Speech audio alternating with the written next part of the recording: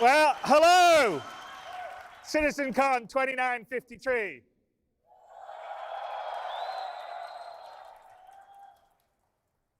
It's really, really good to be back in front of all you guys in person after 4 years being shut away, doing it online. It's so great to see so many of you, old faces, new faces. And you're going to have a great show over this weekend. I think you guys have already been around a little bit. I mean, there's some fun stuff here. There's the alleyway, seedy alleyways, the checkmate station behind you, where I think a lot of our community orgs have set up their camp. So definitely check that out. There's a dragonfly replica with the pyro paint job on. Get pictures taken on. We have the Atmo Esports first in-person flight or fight tournament, which I think will be really cool. And most importantly, we have 150 computers that you guys can get down and sit and start to play and experience the beginnings of Pyro. And I'd like everyone to know that the people that aren't here in person, we're going to be able to give select access to the Pyro Playground next week. So we'll have more details on that if you go to our website, robertspaceindustries.com, to find out how that works. This year is the most excited I've ever been at a CitizenCon. I think we're going to show some stuff that's going to blow your guys' minds. A lot of stuff we've been working on really hard, actually, for the last few years. Anyway, I can't wait to see what you guys think of it. And there's a lot of stuff that's been iterated on by Squadron 42. You guys will have probably noticed that the tasks have dried up on the task tracker. And you're going to sort of see the results of that over these next 2 days. So hopefully you like it. And a lot of what you're going to see is going to be coming into Star Citizen over the next 12 months. Even a few little things will come into 322 at the end of this year. But definitely next year, a lot of what you'll be seeing will be coming in, and it's going to make a dramatically different experience in Star Citizen. So I'm very, very excited on that. So to our opening presentation, I noticed there was a little concern occasionally in the community that they were afraid by the time Star Citizen finally becomes 1.0 releases, maybe our tech's going to be obsolete. But to paraphrase Mark Twain, or misquote Mark Twain, because I don't think he actually said this, the news of Star Citizen's obsolescence has been greatly exaggerated. We're always going to be evolving and improving, taking advantage of new technology, even long after Star Citizen is out of alpha and we're at 1.0 and below and beyond. So, hang on. It's gone backwards now. It needs, oh, come back. There you go. Sorry. So we thought this CitizenCon would be a great place to share a lot of the tech we've been working on for the last couple of years. This presentation will be from our core technology group, which is what we formed our graphics and our online tech, audio tech, engine tech under, and they're responsible for building the tech and our engine that runs both Star Citizen and Squadron. And we're going to give you basically a session talking about some of the new stuff that's coming into the engine in the near future. But before I do that, we're going to run a little video here to remind ourselves just everything we have in Star Citizen and our tech does, because I think sometimes people don't realize everything that we can do all together. So let's run that video.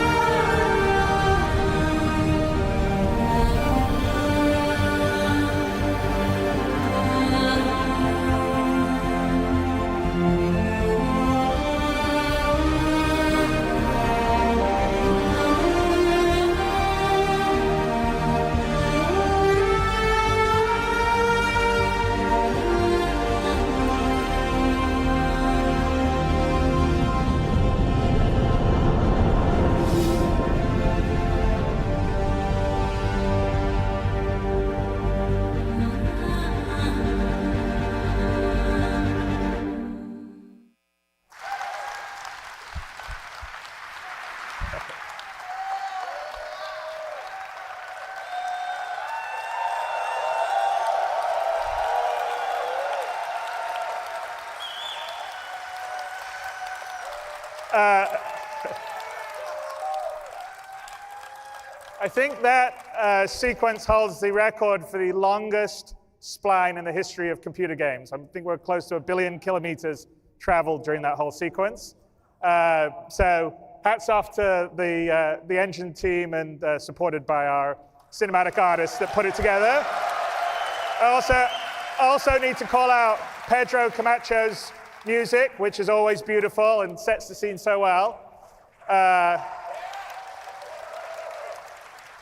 And it's pretty stunning to think that hopefully from this video, and we're going to go into some of the new features later on in more detail, and you'll see actually better representations of some of the simulation that was happening there. But it's pretty amazing to think that all that happens inside the engine seamlessly without switching, loading screens, or anything else. You can go from down up close to a blade of grass all the way out, looking at a whole planet, to moving to another star system. And that's actually one of the hardest things to do, especially when you do it at the scale we do online with that level of physical simulation, with hundreds of players, thousands of AI running around. It's hats off to our tech guys who are going to be coming up and talking about what they're doing.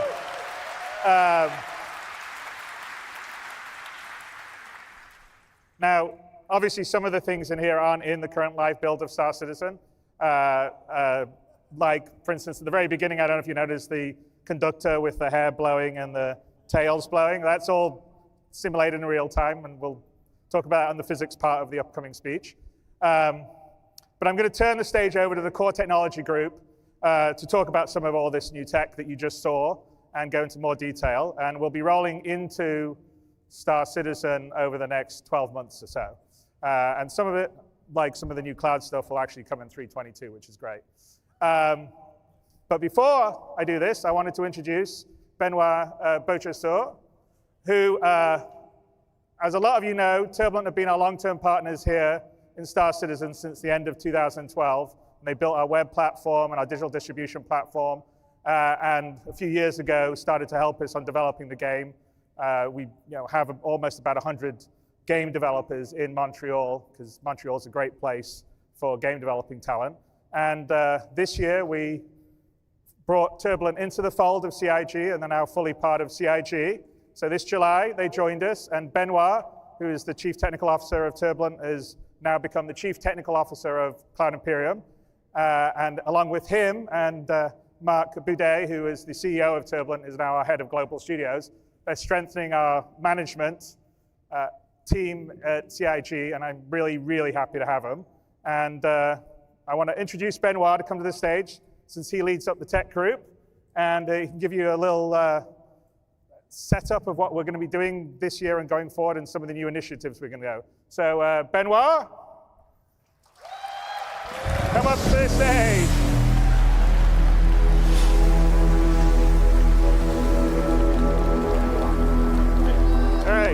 All right, let's do it. Here's the clicker, or did you take your own? Yeah, that's good, thank you. All right. Bonjour! Bonjour, CitizenCon. We are so happy to be here. It's been so long to see you guys physically, and just being able to interact has been fantastic so far. We're super excited about all this. The video you just watched outlined a lot of features in the Star Engine. It's a reminder of what makes this game so special. It's a focus on fidelity. I said it. It's a focus on immersion. And it's a focus on seamlessness, being able to go everywhere, and you're just there. The accomplishments from the tech teams at CIG have been numerous in building all the technology that allow you to run the game and allow you to experience the same things that we see in our dev setups. And so what we're about to see today is a deep dive into all these features. But first, I wanted to touch really quickly on this last year. We have launched persistence, or added persistence. It's been a rocky road this year, and I want to thank you guys for keeping on playing, giving us a hand, giving us good bug reports. It's been fantastic for us to improve the stability of the game, so thank you so much. You guys deserve a hand of applause. Thank you so much.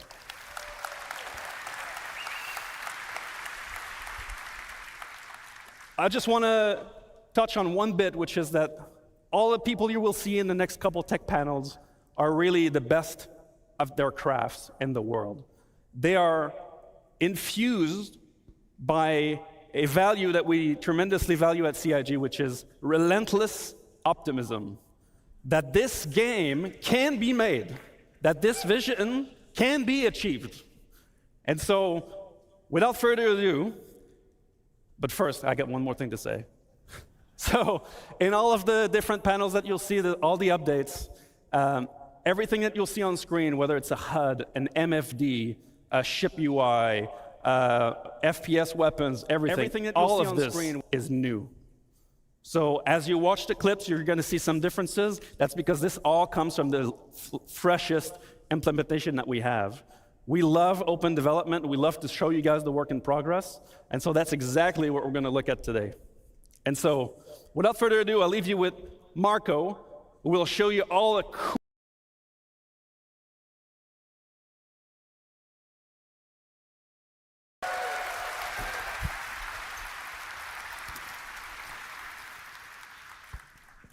Thanks, Benoit. Hello, I am Marco Corbetta, VP of Technology, and we're going to talk about Star Engine today. We have been developing Star Engine for many years with the goal of creating an online living universe. But creating a universe is not an easy task, and even more difficult to do everything seamless without any loading screens or invisible walls.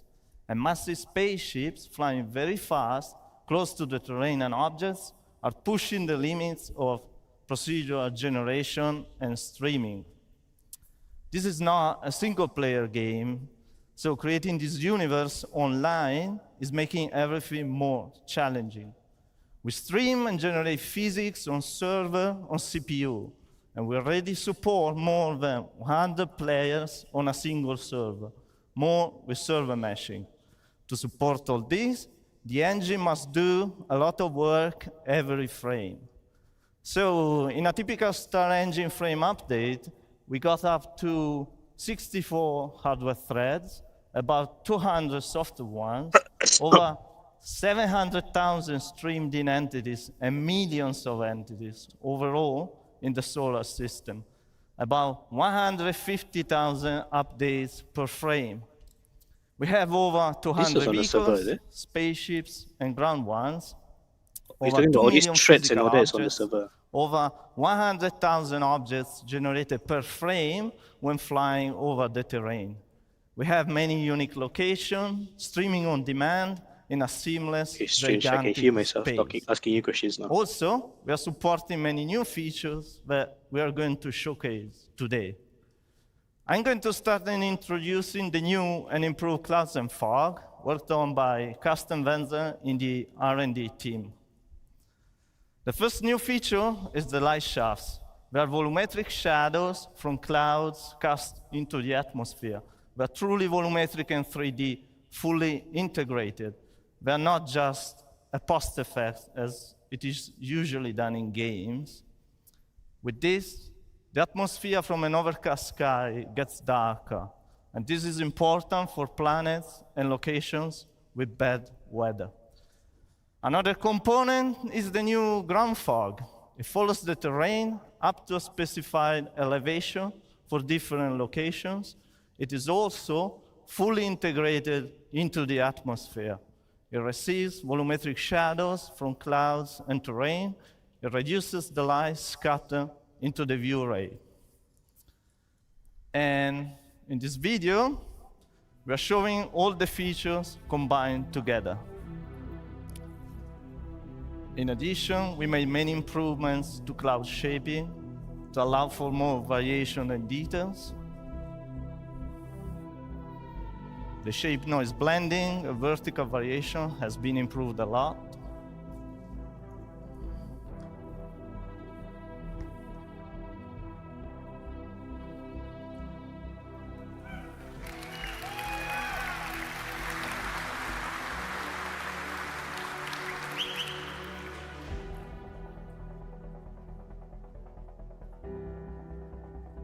Also, we made improvements to shorten long distance read, and the tiling is less visible.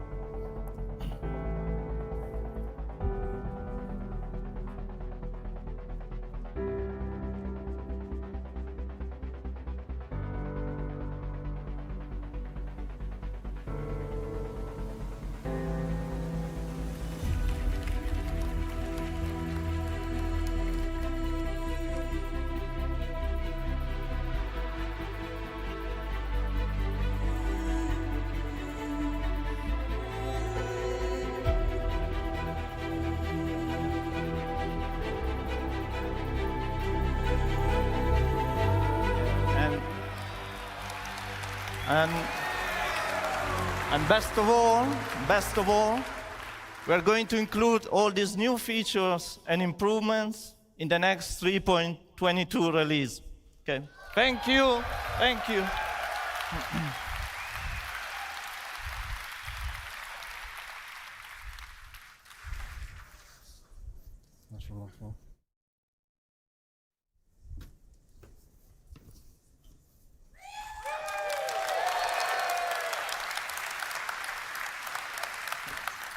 Hi, everyone. So I'm Mike Snowden. I'm the Director of Visual Effects. And I'm Ali Brown, I'm the Director of Graphics and Procedural Tech. Thank you very much. Really happy to be here, really excited to show you. We're going to be showing Dynamic Fire in Star Engine.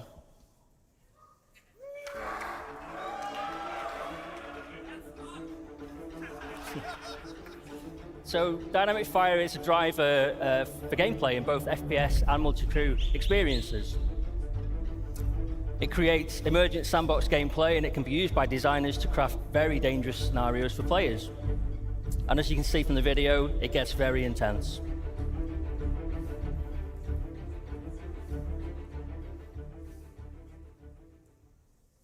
Okay, so how do fires start in Star Engine? Well, there needs to be a source of ignition, and there are multiple ways in which it can occur. For example, weapon impacts or misfires, explosions or damaged items, and the player needs to be alert to their surroundings with fire an ever-present threat. If a fire does break out, you're going to see it dynamically propagate through the area, causing damage to environment and player. And at this point, the player needs to limit the damage, of course, by extinguishing the fire in any way that they can. So when doing so, they're going to need to wear protective clothing to protect them from extreme heat. They're going to need to wear a closed helmet to protect them from smoke inhalation, poor oxygen levels. And there's actually multiple ways the fire can be extinguished, including the removal of heat, for example, using the fire extinguisher, which is my personal favorite. It's a lot of fun doing that. The removal of oxygen, for example, locking off the area, venting the oxygen, creating a vacuum. Or simply, the fire's burned so fiercely that it's done everything it needed to do. There's nothing left for it to destroy. And if you let it get this bad, it's probably time to consider repairing your ship. Okay, so how do we achieve this from the technical perspective? Well, the first thing the artists and designers do is they mark up their scene to tell us what physical properties that each surface is made from, whether it's wood or metal. But not only on the surface, we have to describe what is behind the surface. You might see a metal panel on your spaceship, but has it got cladding or wiring behind it? It's important we know all this so we know how flammable it is. Then after this, we have to define all the physical properties that go with these surfaces. So, for example, what the mass is, the energy density, combustion temperature, air-fuel ratio. And we use all these physical properties, and we sum them up in each voxel, which is a 1 by 1 meter cube. And then once we have these voxels, this forms the basis of our simulation.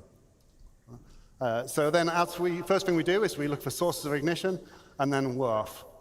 So here's our debug mode that shows us what's going on in the simulation, and is what we use to track it. And you can see these squares enlarging to show us where the fire is spreading. For each of these voxels, we're tracking the fire, the temperature, fuel remaining, the amount of smoke. And the fire is propagating via convection and radiation, which are both accurately simulated.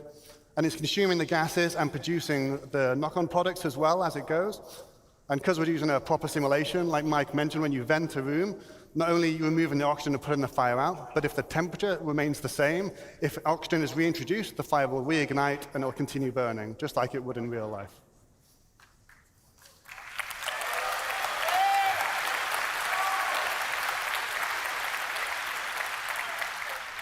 So what's next for this? So our focus has been on interiors, in particular spaceships, but all interior spaces really, and this voxel grid really helps us solve that problem. Our next focus is going to be on planets. Obviously, they represent a slightly different challenge, the vastness of them. We have to transfer this over the network and simulate it slightly differently, and we also have to render it at scale. But the way we've done it, the core tech we've used, we should be able to scale this up quite easily. So that's going to be our next focus.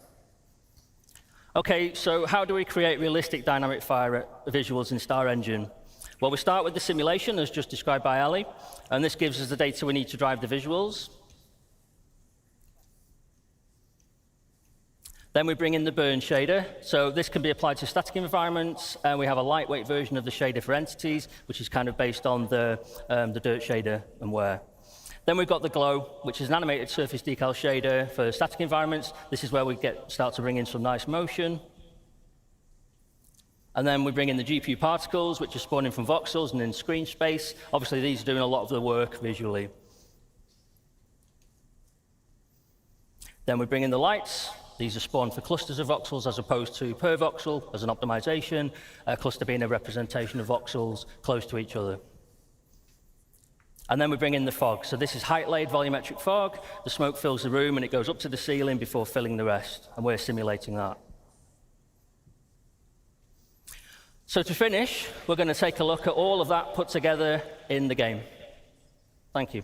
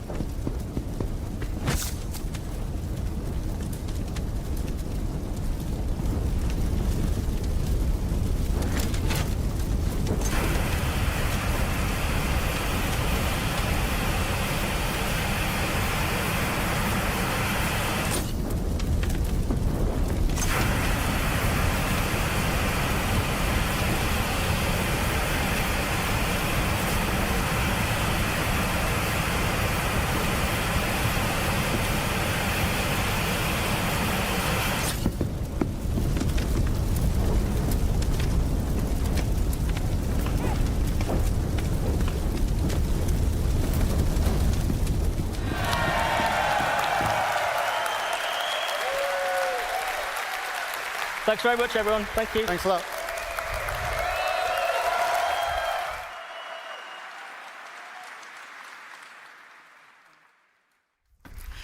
Hello, everyone. I'm Will Hain. I'm here to talk about water in Star Engine.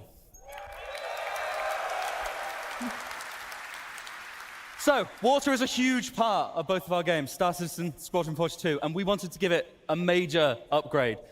We were going to set 3 ideas that we wanted to impart on our water. We want it to look as good as possible, obviously. We want it to look realistic. We want it to be beautiful. We want it to be in motion constantly. It should always be moving and always be reacting to everything around it, whether that be players or objects or vehicles. And we wanted this to work on the whole scales of all of Star Citizen, all the way down from footprints in puddles to enormous ships crashing into the ocean. I'm going to talk about our updates to the water rendering first, and then we'll move on to that other stuff I discussed. So first of all, the water shaders, particularly the ocean and the river ones, were in dire need of a major upgrade. They were currently using a technique called deferred shading, which is really fast and fantastic for opaque objects, but does not translate well for transparent ones, which of course water is. So the first step that we made was to transition to forward shading.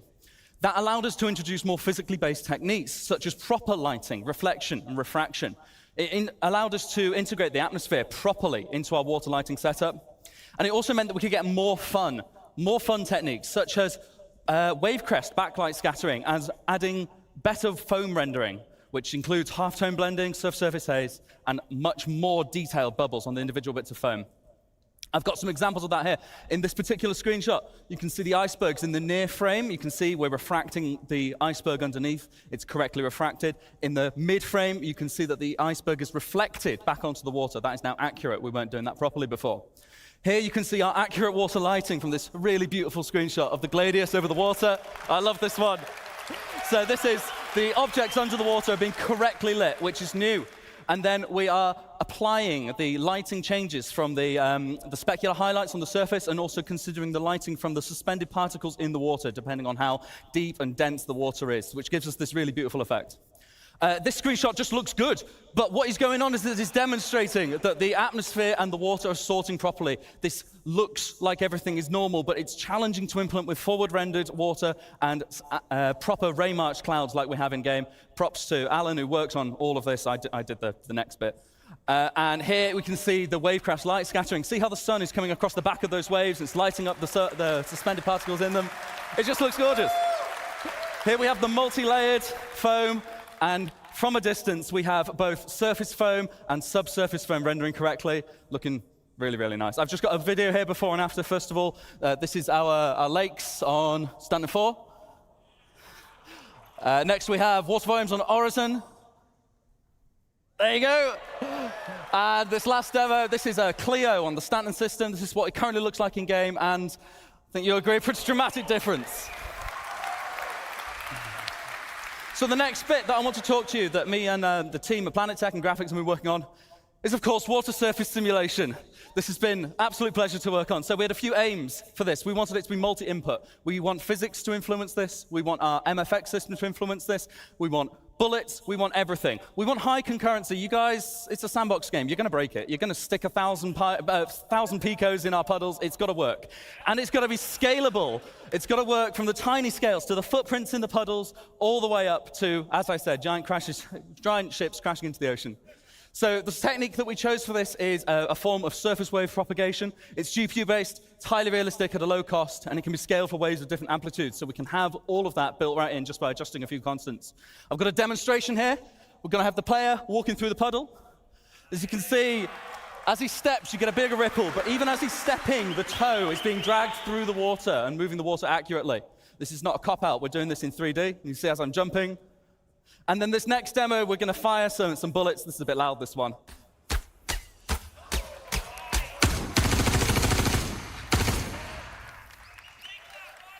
Right, the one more thing that we had to look at. So it's all well and good, this working on a puddle, but Star Citizen is not made of puddles. It's made of oceanic planets. It's made of everything. We needed to make this multi-scale. So we wanted the water near and far, not just in a square around the camera. We wanted lots and lots at once.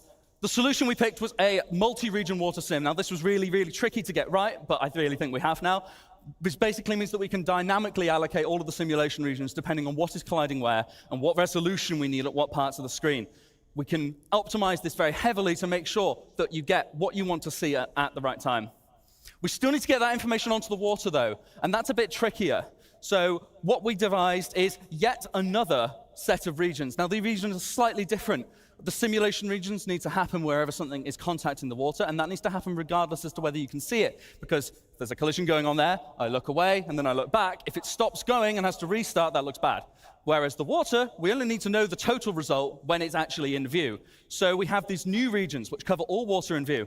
And the beauty of this is that we can use this for multi-input and multi-output systems. Anything can influence our water, whether it be the simulation, whether it be weather, whether it be VFX.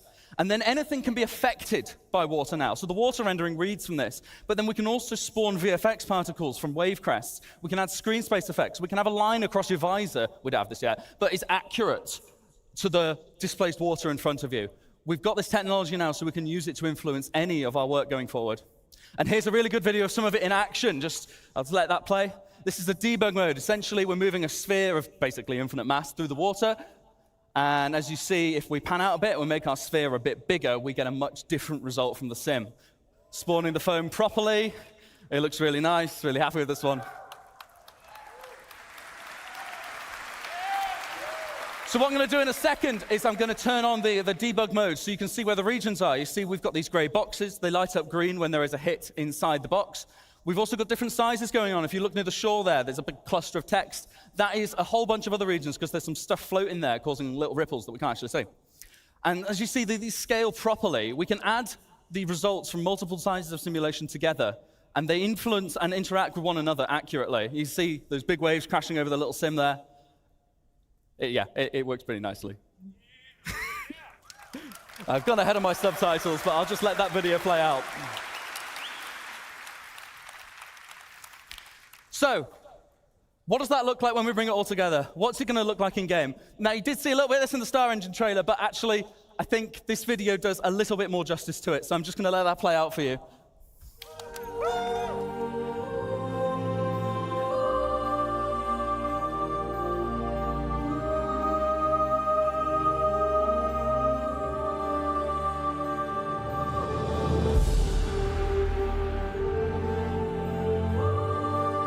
Forward in a second, you're going to see the wake start to happen behind us there.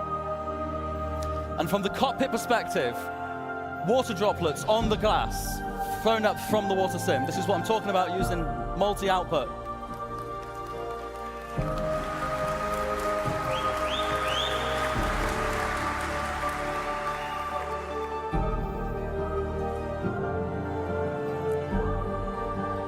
And that's us. Thank you so much, CitizenCon. Handing back over to Ali.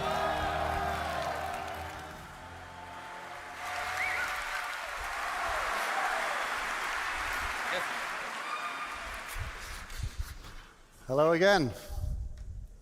So, I'm here to talk to you today about a few other graphical things we've got coming in. I'm really proud of the work we've done on the fire and the water. They both look amazing features. I'm going to talk to you about a few smaller features and a few longer-term R&D features we're coming in on the visual side. This first one, something we wanted for cinematics and telling a story, but also to tie into our active feature system, which is to get the face to tell a little bit more story on our characters. So this blood, sweat, and tears system is something we implemented recently, and it allows us to use a GPU particle simulation, which we project onto the face, and then we integrate it into the skin shader so we can get realistic reflection and refraction of water on your face. And we even make the skin go a little bit redder to simulate the extra blood flow when you're tired or upset.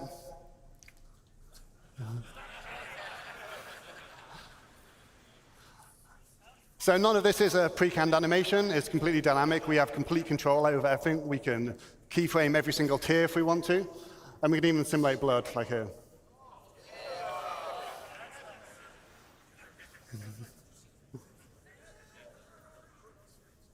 So next thing I want to talk about is our scope shader. Design came to me telling me that they really wanted to up the game with our rifle scopes. They weren't quite good enough. They didn't really feel realistic for them. And they thought it was a real core part of the first-person shooter experience. So to give you an idea of what we used to do, we used to use these type of fake scope meshes, which you see here, which is where we type of slice the scope in half so you can see through it. And sometimes we put these big black planes around them to obscure your vision. And we put a bit of glass on the front of it, but there was nothing really to tell you that it was a lens. So we've worked on a new scope shader, which is now going to be on all of our scopes moving forwards. And I'll give you a quick show of what that looks like in game.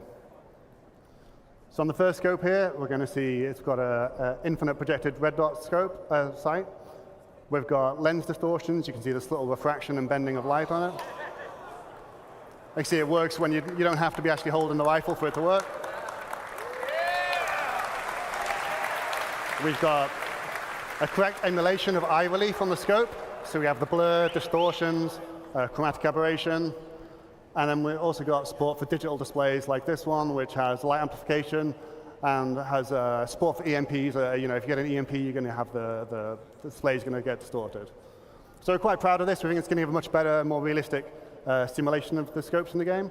And I think I've kind of mentioned before, but it's not a fake effect. It applies to our scopes no matter where they are. You don't have to be using the scope. You could look down somebody else's scope and see the same thing. It's fully integrated into it, so it's really quite proud of that.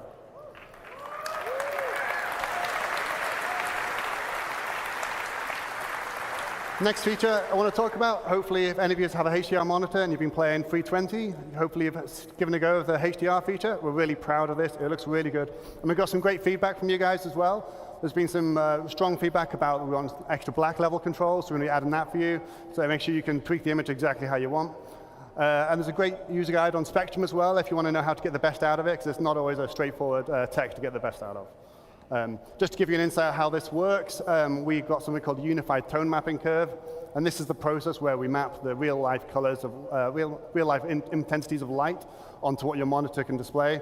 And rather than having an SDR mode and HDR mode, we have like a smooth system where we can blend between SDR and HDR depending on the peak brightness of your monitor.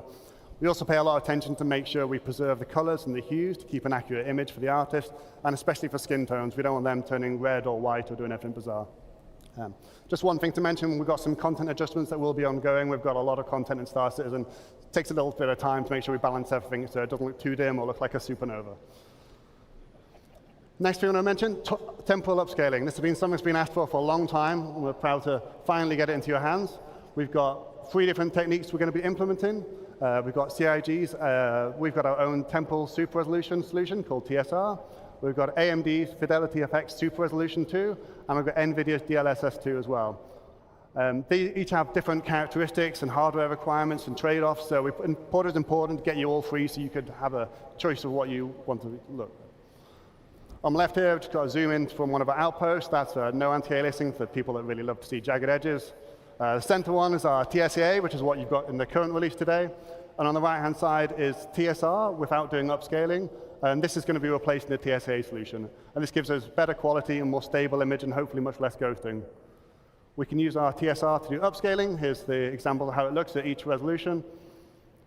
And similar results from AMD's FSR. And some numbers here, which I'm sure you can pour over later. But basically, we can get about 2 times GPU performance if you're interested in using the upscaling technique. Obviously, if you're CPU limited, you might not get quite them numbers. It depends on your machine.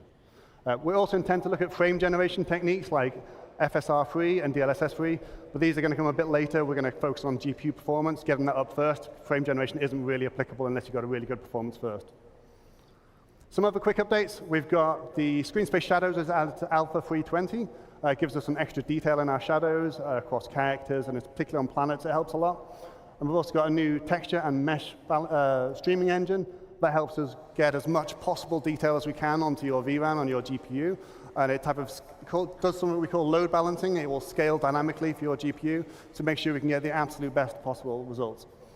We've also got some more streaming improvements coming in the next release. Just to give you a quick show of what the screen space shadows mean, here we've got a planet with no shadows. I think it's Microtech. The shadow maps, so you see these, the normal shadow maps that fill in half the scene. But then when we get the screen space shadows, you look in the top of the screen or in the flowers, they type of fill in the detail for the rest. They really help type of bed the scene in and stop these things looking and floating.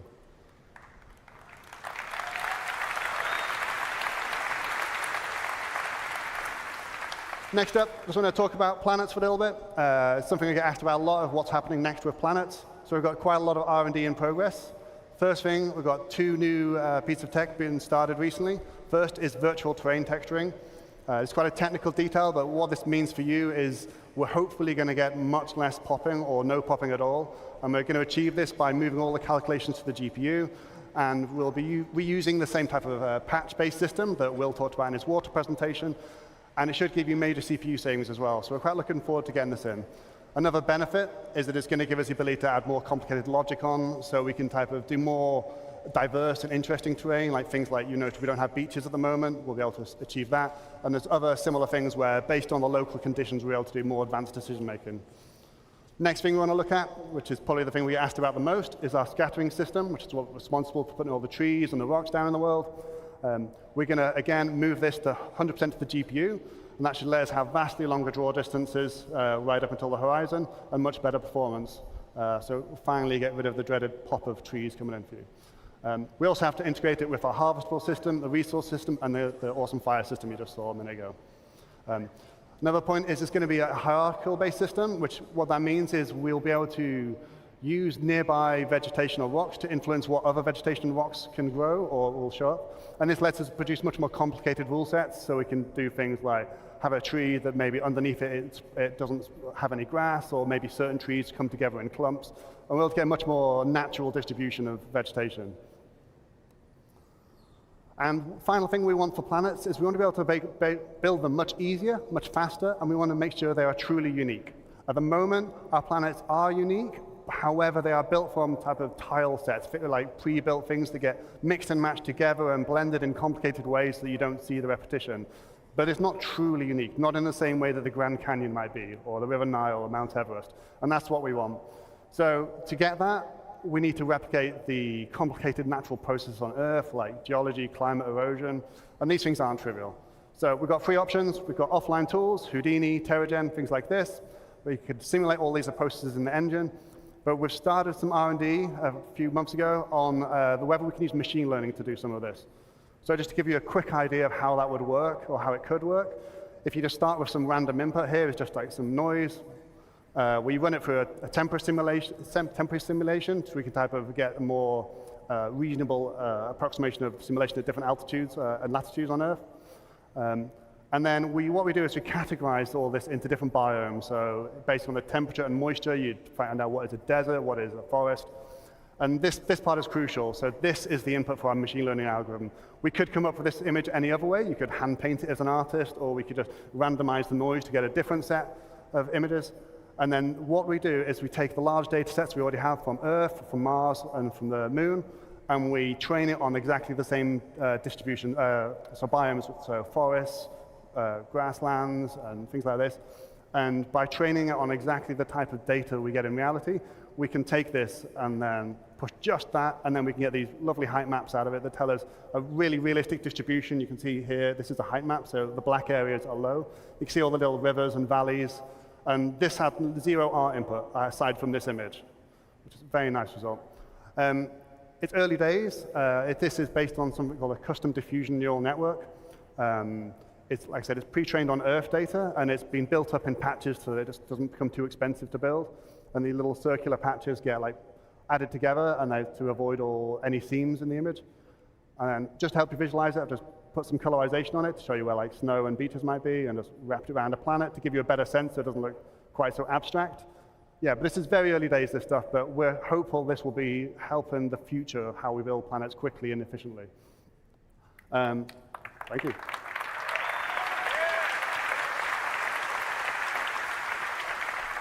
So the last thing I wanted to talk about today is our Gen 12 renderer and Vulkan. This has been ongoing for quite some time, taking a lot longer than we would have liked, but we're finally getting to the end of this long journey. For those who don't know, the reason this was being implemented is largely for performance. We're going to be getting at least 2 times better performance on our CPU submission for rendering, which is often the bottleneck for the game, so that will directly, hopefully, translate to performance improvements. We also get better control of memory with advanced GPU features like resizable bar. And it also opens the door for some things like ray tracing and new mesh shaders. So we've got a video of a Vulkan running, it's live captured. So I can't remember which ship is this, but it's yeah, it's all working fine now. There's a couple of hitches in performance, so we can't quite release it yet, but we're looking into them, the last few performance issues and stability issues, and hopefully we'll be releasing it soon. So, like I said, one of the things we really were interested in by implementing Vulkan was to get support for new hardware features, and one of the big ones was ray tracing. So with that, I want to hand you over to Ben, who's going to talk about some of our lighting research.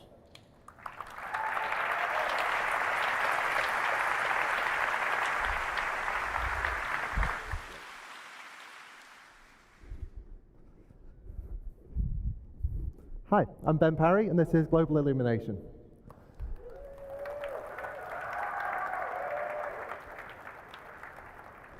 So, as Ali just said, moving over to the Vulkan renderer, and now that that's fully online, we've got access to hardware ray tracing on the GPUs that have support for it. And the best thing to do with hardware ray tracing would be to create a new, updated global illumination system for us to use. Now, I'm here to give you a fairly early preview of the work that we've done so far, but first off, I'm just going to simplify some things and ask, what is global illumination? Well, you can break the lighting in a game down to 3 components. First off, you've got direct lighting. That's not global illumination, but that's the sun, lights in the level, that kind of thing. Next up, you've got diffuse global illumination. Now that's like a whole hemisphere, like a soft lighting that affects that takes from the entire scene and lights up the pixel. And then finally, you've got glossy GI and reflections. That's like your shiny surface glints, your mirror reflections, that kind of thing. And now all of those combine together to form one glorious penguin. Now,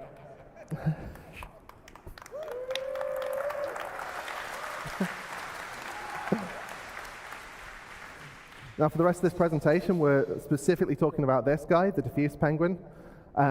Glossy GI has actually been disabled in all the videos. Even the old system videos don't show the glossy GI here, just to aid the comparison. First off, we've got a video from Chris Campbell, who's going to make us look cool.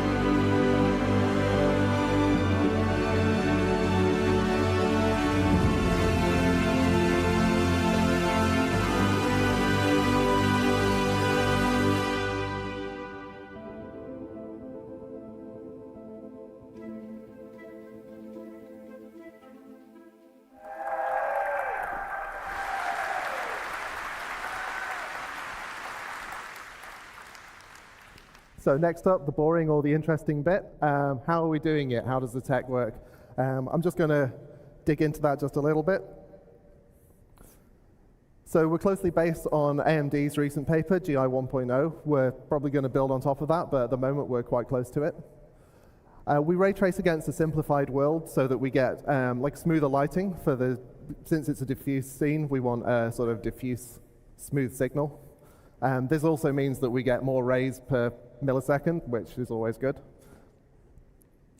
And we do generate a lot of probes. So the new system is generating, well, for comparison, the old probe was about 1 probe per room, and the new system is about 25,000 probes that are all on screen at the same time. And we're going to see that now. So here's a scene that I've dramatized a little bit just to give trouble to the old lighting system. And this is what the ray tracing sees. So it's a simplified single color per object kind of thing. But then we've also got this kind of a 3D dictionary of average light values so that the light is kind of shared over things in a similar area.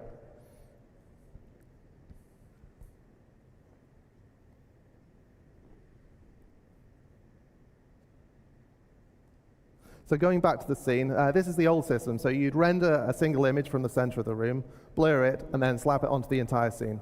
Now, as you can see, like the middle of the scene is about the right lighting, but everything else has got the middle of the scene's lighting. Like these red lights at the sides, they're basically drowned out by the table bounce that somehow made it across the room to them. So we want to replace that system with 25,000 probes, each one of them only providing light to a small area around themselves.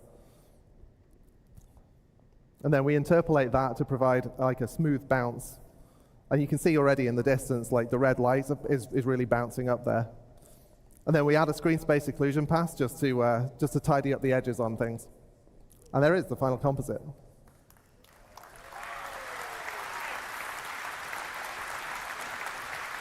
Next. So what else does it do? Well, because it's real-time generation, it means we can do a real-time bounce, and we can do that with quite small areas. You can get like a really vibrant bounce that picks up off small objects in the scene. Ooh. And that means that the art team can really lean into like strong local variation on color. As again, we will see. So we'll do a side-by-side comparison on this one. As you can already see, like the spotlight's really like throwing stuff into the scene. This is just one light in the room. And we did have live updating, as you can see in the old system, but it was designed for like time of day changes rather than this continuous smooth view. And finally, it means that we can do things like glowing surfaces can just illuminate the world without having to add special lights to fake it.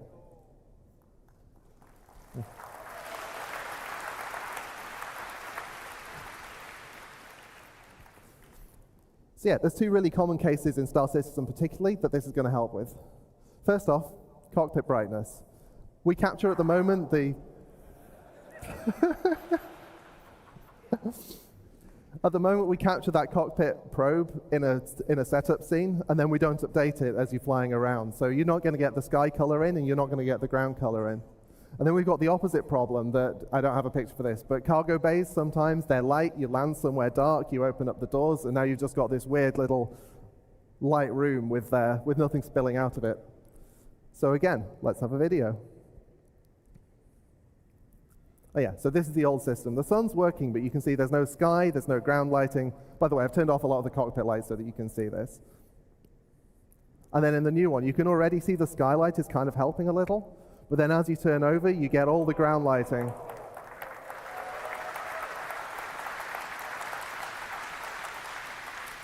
And yet there's more. See, one of the concerns we had was that we didn't want to create a 2-tier system. If people have got hardware ray tracing and it's working for them, that's great. But you can't really have the art team optimizing or scene for one type of lighting and then having to optimize it for another type of lighting and having to trade off decisions about the 2 of them.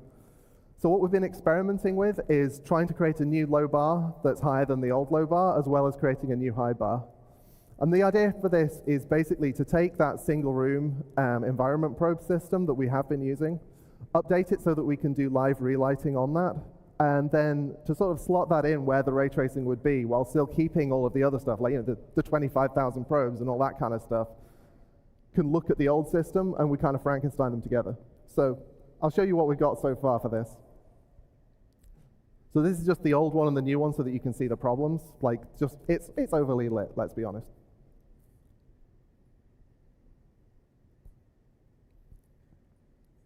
And now this is what Star Citizen would have looked like if we released it on the PS1.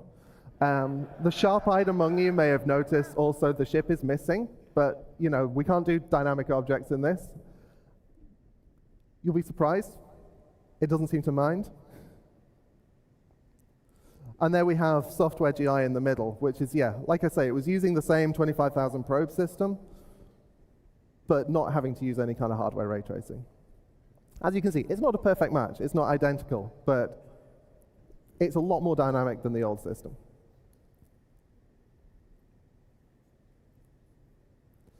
And finally,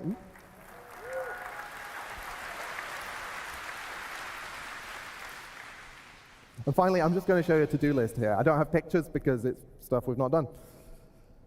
Glossy reflections. Obviously, we want to complete the picture, and for that, we need to handle glossy reflections.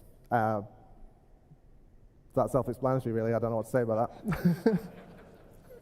Secondly, you've only seen it on opaque surfaces so far. The next step is to extend this so that it can support glass and water and all the other transparent things in the game. And beyond that, we've obviously got fog, we've got other atmospherics. We want to expand GI to make sure that it affects everything smoothly and equally. And the final thing is a Star Citizen thing. We've got giant scenes, we've got a ridiculous scale on some things, and we've got plans to make sure that this GI extends to handle that full scale. Anyway, that's all I've got to tell you now. I've been Ben Parry. Next up, we've got Starcloth with Chris Rain.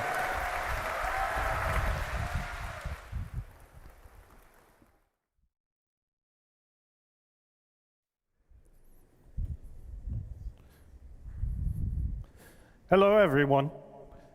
Hi.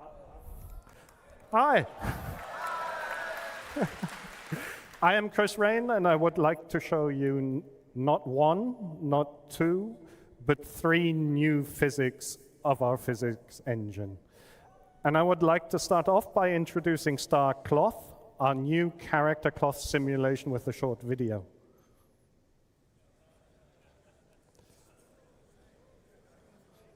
So this is just regular player movement. That was actually me playing. You can see the cloth collides with the ground.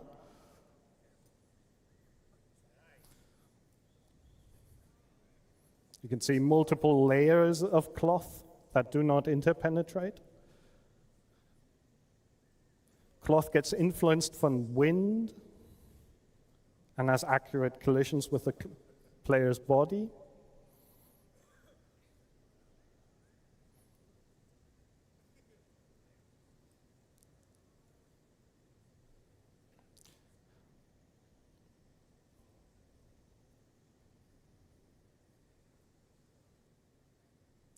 We now have support for collisions from dynamic objects.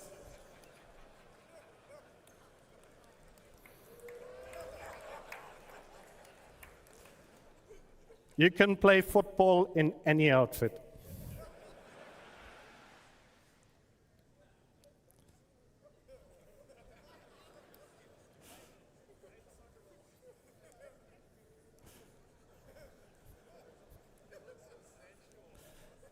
Starcloth supports the full range of motion a human can make, from fast movement to extreme poses.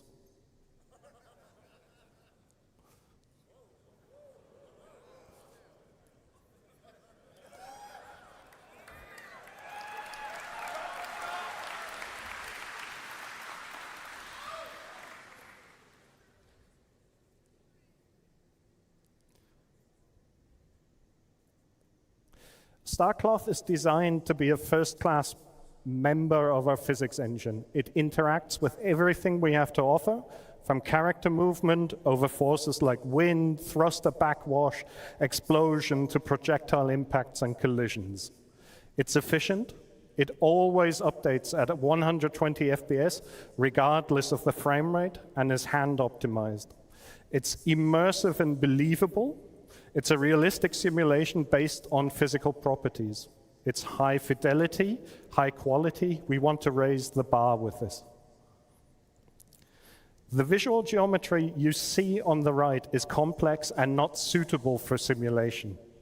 The visual geometry is made with visual quality in mind, and that does not translate well to simulation. So we decided to add the ability to use bespoke meshes that are made to simulate well and let their movement then deform the visual geometry.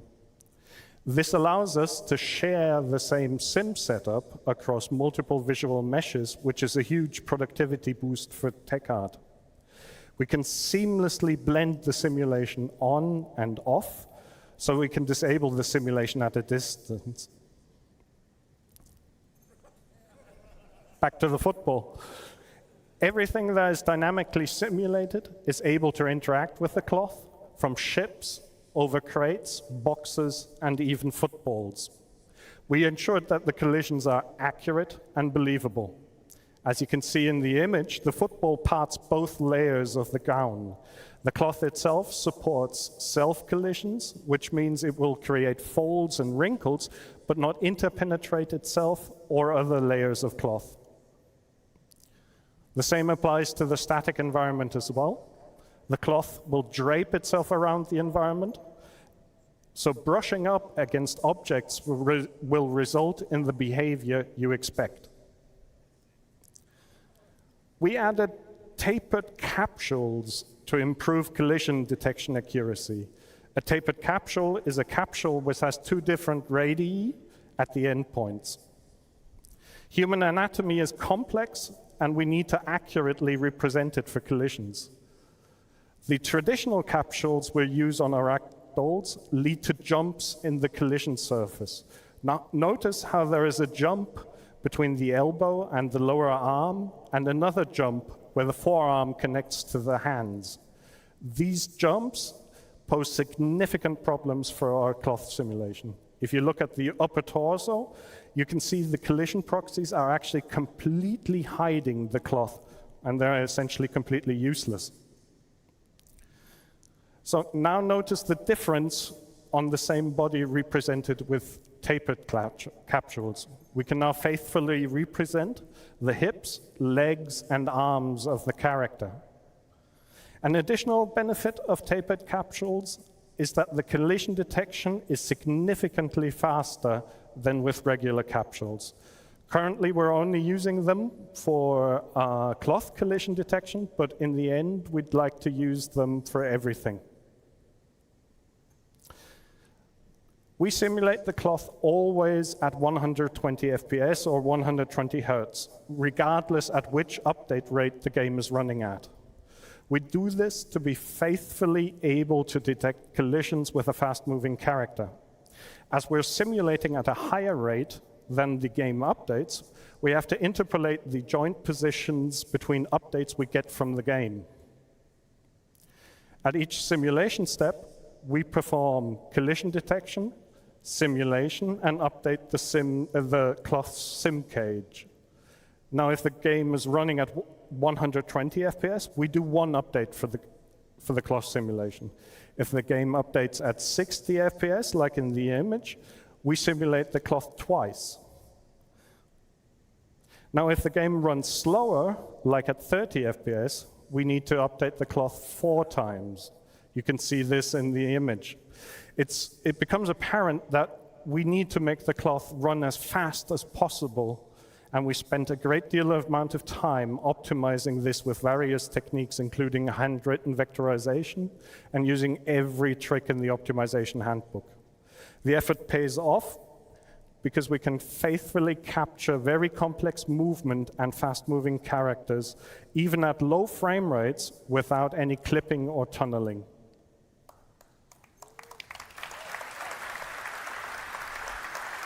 Thank you. One area that poses a significant challenge for character cloth is when multiple pieces of garments layer on top of each other, like a tight-fitting jacket that lies on top of the pants, as you can see in the image above. This is a very difficult region to simulate properly because you don't have much space and the simulation collisions have to be absolutely accurate. This, what I'm going to show you, is a very subtle effect, but once you notice it, you cannot stop noticing it. I want to focus your attention to the waist region of the character. Here we tweak the simulation settings in real time to see the effect.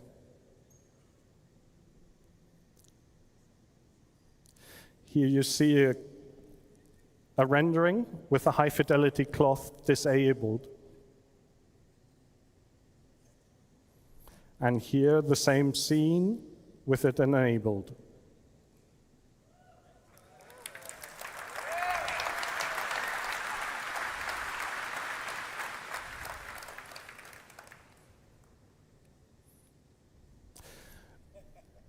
To be continued, tomorrow much more can be seen about Starcloth in the character advancement panel. Be sure not to miss out. Thank you. So, next up, Starhair. Currently, we have the ability to simulate the effect of moving hair with joints that are essentially simulated pendulums. The hair is skinned to these joints, and when these joints move due to the pendulum simulation, the hair moves with it. This leads to a fast and believable movement of hair. However, the quality is directly correlated to the quality of the skinning, which is tedious for tech art to achieve for some complex hairstyles. Further, apart from gravity, the pendulum joints do not react to external forces like collisions or wind or explosions. So we asked ourselves, can we somehow improve upon this? And I'd like to show you some early prototype results of our research. This is an image of the raw geometry you saw in the previous image. You can see many strands of hair, and we thought to ourselves, maybe we can simulate all of these strands. This is a single strand isolated from the rest. As these are simple triangle meshes, we initially thought we could simply use our cloth simulation and simulate such a strand like a sheet of cloth. That didn't work out at all. It turns out hair does not behave like clothing. Also, the sheer number of strands and their individual triangles and vertices are simply too much to simulate efficiently, even for our highly optimized cloth engines. We realized then that our artists are actually using splines to create these strands. And a spline is a smooth curve or line through space. You could see that in yellow. And we thought maybe we can just simulate these. They're much simpler. And hair simulations need to be able to maintain the original hairstyle. You cannot have the hair simulation change the visual appearance of a character. One of the reasons why using the cloth simulation for hair did not work out at all is that the cloth only simulates vertices, and they have no concept of orientation. So you do not know how the next segment has bent in relation to your current segment. In other words, you cannot easily simulate twist with vertices alone. For splines, however, that is very easy to do. So all of this together allows us to simulate the strands according to the theory of Courseratte rods. A Courseratte rod allows you to model the behavior of slender one-dimensional rods, exactly what our splines are, and simulate bend, twist, stretch, and shear, exactly what we need. Hair also needs exact collision detection to not intersect with the head, the ears, the cheeks, the jaw region. The video I'm about to show you is some very early prototype footage of how such a simulation actually looks like.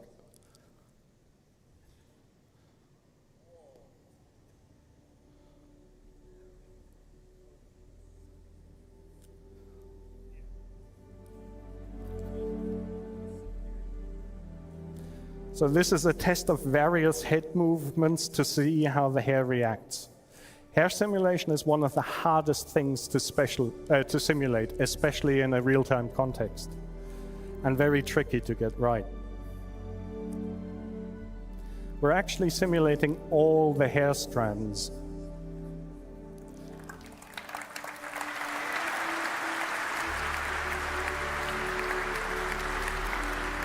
So we will have characters being able to run their hands through their hair and have the hair react realistically. A barber simulation next.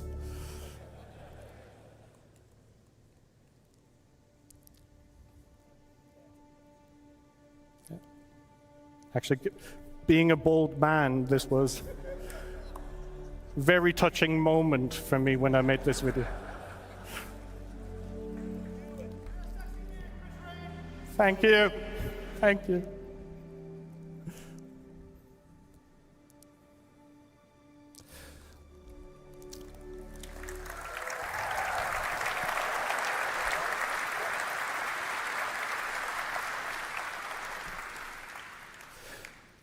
Next, I would like to introduce Maelstrom, our physically based destruction system. And I would like to do that with a video that I believe speaks for itself.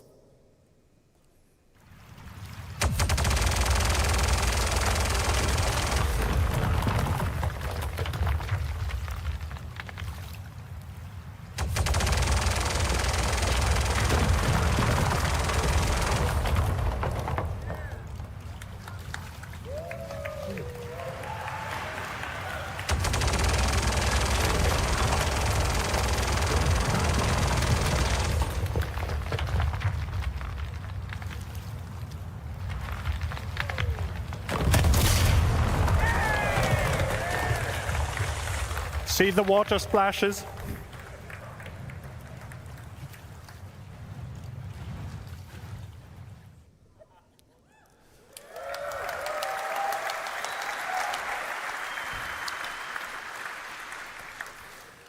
We want players' intuitive prediction of the effect a weapon or a collision has to actually happen in the engine or in the game. So we decided to move away from hit point pools or other abstract models to simulate damage, but rather have damage be calculated from a physical model and from the physical material properties of each entity. If something breaks off due to its structural integrity decreasing below a certain threshold, Maelstrom allows it to break off in a realistic fashion. If you shoot off a wing, the missiles and weapons on that wing should still remain attached. If the broken off part still has power, electric items should still function. This means Maelstrom was needed to be designed to work with a hierarchical setup to begin with. From the hierarchical representation of the geometry we want to break off to the same hierarchy on a higher level for items like power plants, lights, weapon systems, and so on. Maelstrom is persistence and networking ready. We designed it from the ground up to work with high latency situations, to persist and replicate easily.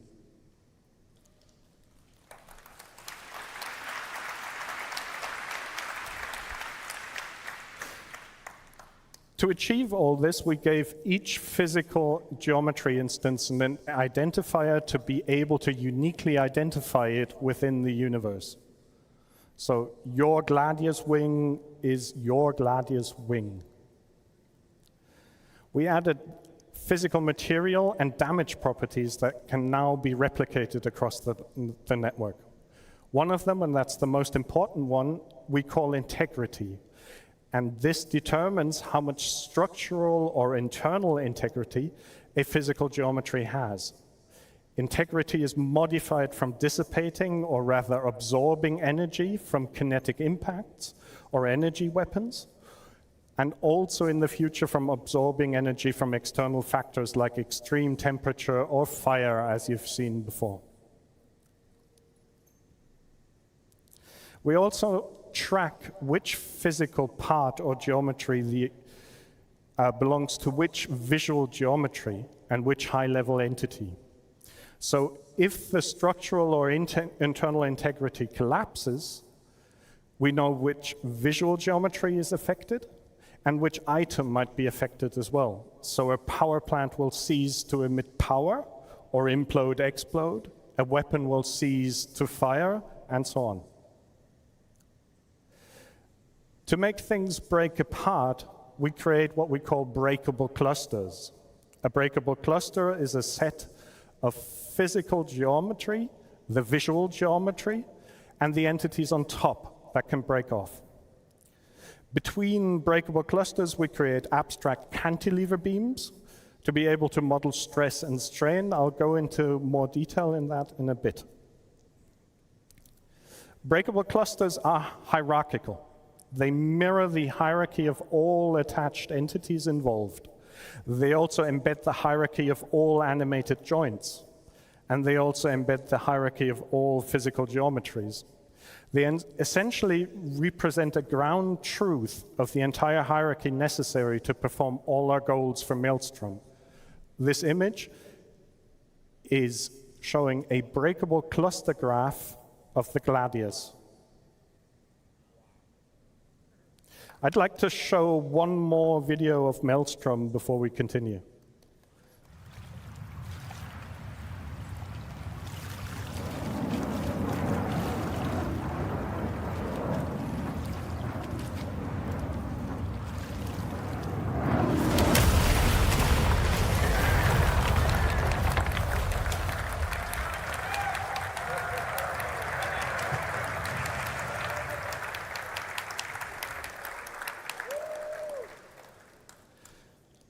We needed to find a good way to easily and efficiently determine when a breakable cluster breaks. We chose a well-established model from material sciences and structural engineering, cantilever beams.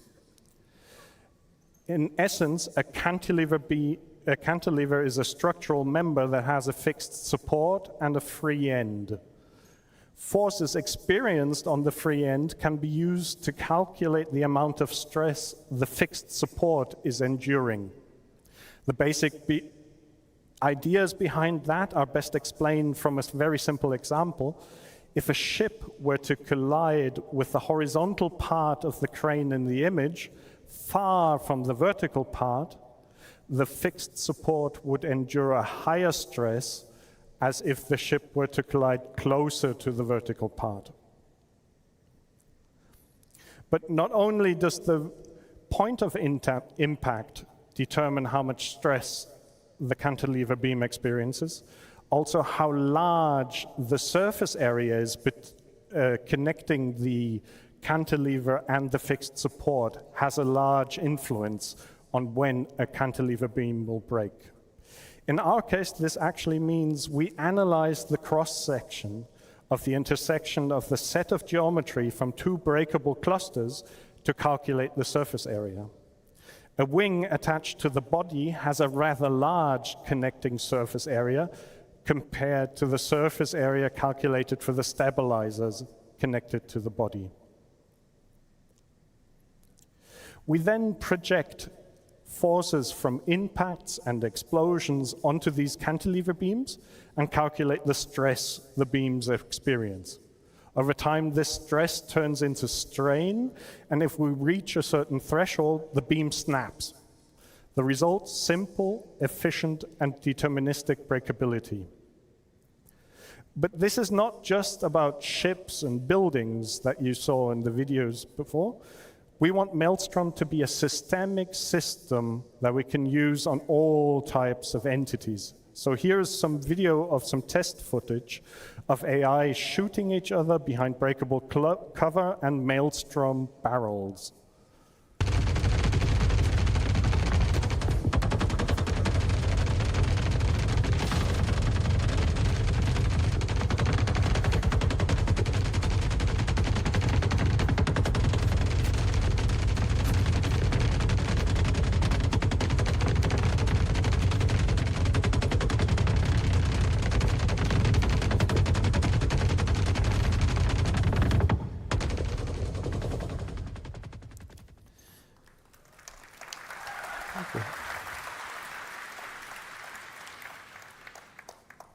Physical material properties influence damage and breaking and have a direct influence to how things break and fracture.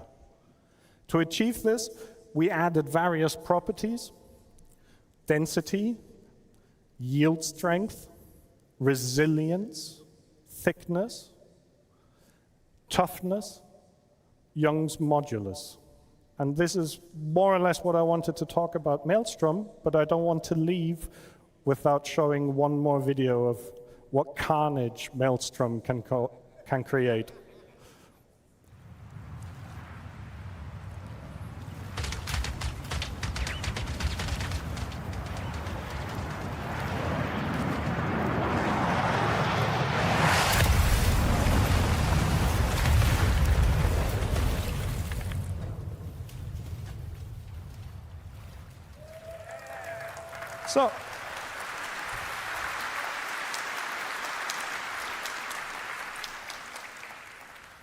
So thank you very much. And with that, I'd like to hand over to Benoit.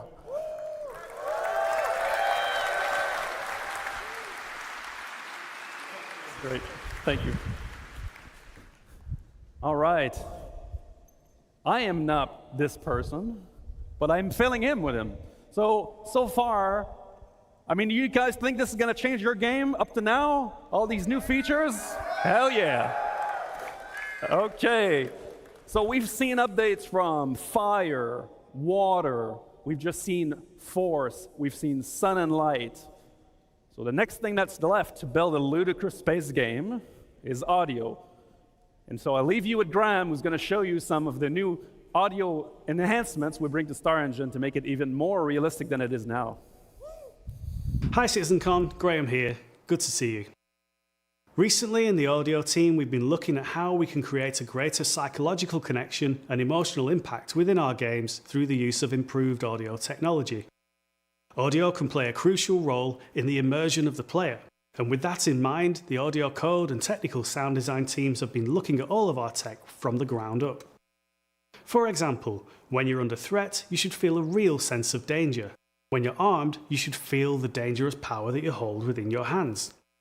Earlier this year, we showed you our resonance tech, which allows us to bring the action much closer to the player even when they're deep in the bowels of a ship and far away from where all the hits and the explosions are happening. But that's just one part of a much larger push to create a better, more immersive audio experience. With that in mind, let's take a look at some of the tech we've been working on. First, let's listen to some of our weapon sounds in action.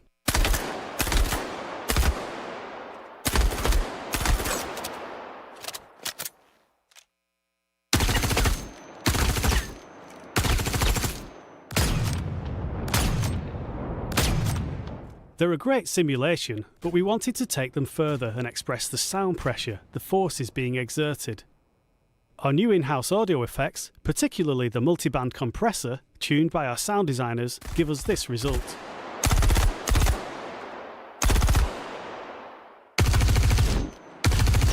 The compression serves to illustrate the power of the weapons and the effect that they have when going beyond the limits of the listener.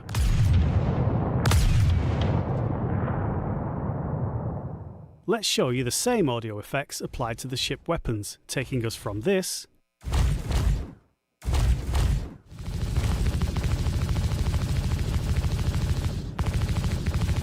to this.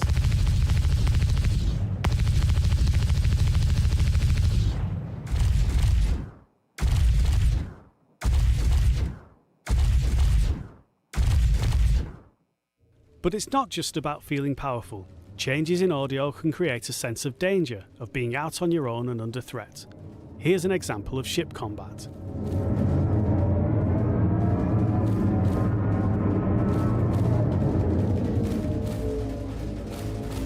Sounds good, but what if we wanted a little more realism?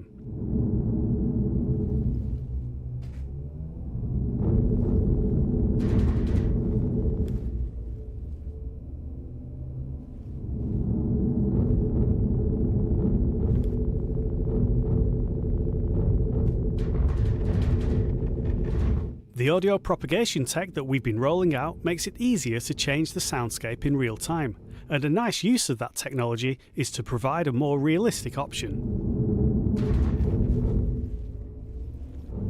Here, your own weapons resonate through the hull of the ship. Only what's in the pressurized cockpit is heard clearly, and the threat level feels higher due to the isolating lack of enemy weapon and ship audio.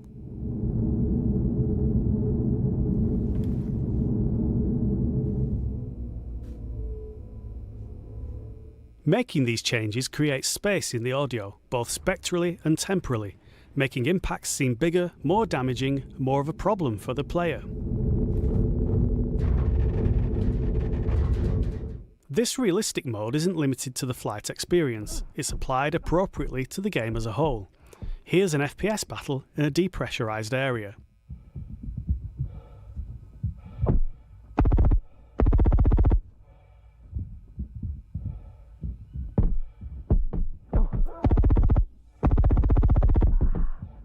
With realistic mode, we get that sense of isolation again, giving the location a different colour and adding variety to the audio experience.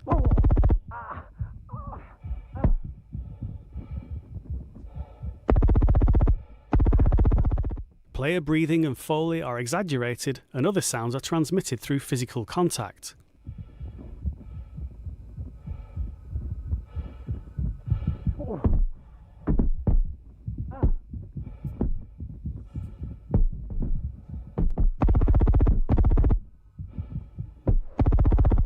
That's all from us for now. We look forward to getting these new audio features into your hands.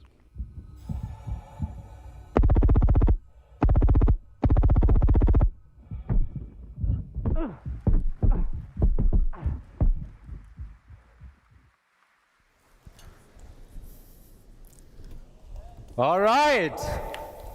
Hello, everyone. So, persistent entity streaming, replication layer, and beyond. My name is Paul Reindel. I'm Director for Online Technology. And I'm going to show you a little bit insight in our technology for persistent entity streaming and the replication layer. I thought about what's the best way to show you something about that tech. And I thought about putting some technical drawings on the slides, or maybe show video, like we did 2 years ago. But really, the best way to show you how persistent entity streaming works is to give you a live demonstration. And that's what I'm going to do. All right.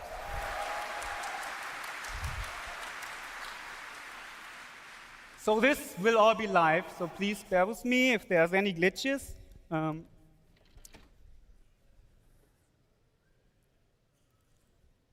So let's keep this rolling. I think I'm supposed to press the button. No, it's already switched. Before we start, a little bit, I just give you a little bit an overview what you see here. Let me set up everything.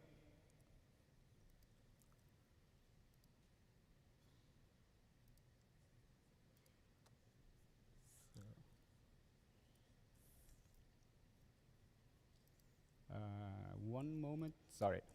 So on this left side, you will see my client window. And on the bottom side, you will see the server renderer. So for this demonstration, and I start a second client, I'm just stopping that. Sorry about that. This is live, all right. So again, on this side, you see the client. And he just logged out because I started a second client. So let's do this again. One more time.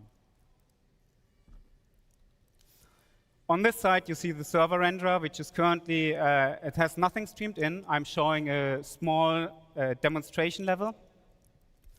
And on this side, you see the entity graph, which is our online database. That's powering what you see in persistent entity streaming, what you play since 3.18. And I also have some metrics on the screen which shows the entity graph worker, the requests per minute, per second, the mutations, and you also will see entities created and destroyed once I do that. All right, so let's wait for my client to come up and join this level. So the first thing that will happen when I join this level, you will see on that server, everything streams in, and my client connected and also streams in everything on the client view. What would happen on the behind the scenes is that my player just got unstowed into that shard, and we at real time created everything for this player. So you will see his body is attached to the player. You will see his mobi-glass, his head with all his customizations, his undersuit, and then all his customizations as well on the undersuit. What you also see is that this player just got unstowed and attached to a static zone object container. And this is how our zone system works. Basically, on the server, you will see 3 different zones, purple, green, and red. And each zone comes with its own coordinate system and its own physical grid. And this is how we actually, on live, do zone transitions between your ship, empty space, space station, or a planet. And you will see, as I walk between those zones, I will, at real time, update it in that entity graph. And this all happens seamless. So for a client, this is completely transparent. You don't notice that. But this is actually what's happening when you step in or out into a ship. And this is very unique to our engine. No other engine has this zone system. And this allows us to do all the amazing stuff you saw in the videos before, transitioning in and out of planets and go from the smallest scope to the largest scope. So everything we do in a shard, so this is like a mini level, like the mini PU level, is also persisted in this database. When we create new entities in our engine, in Star Engine, those entities get pushed into our entity graph, into our online database at real time, and then from there replicated to our clients. So if I go ahead and spawn a couple of plushies here, you will see they spawn, they get created immediately on my entity graph and replicated on the server and on the client. So spawn a couple more here. And you see this, the pengus I spawn in the other zone get attached to the other zone.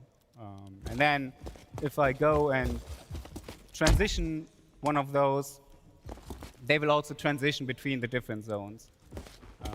And the same works for ships or more complex entities.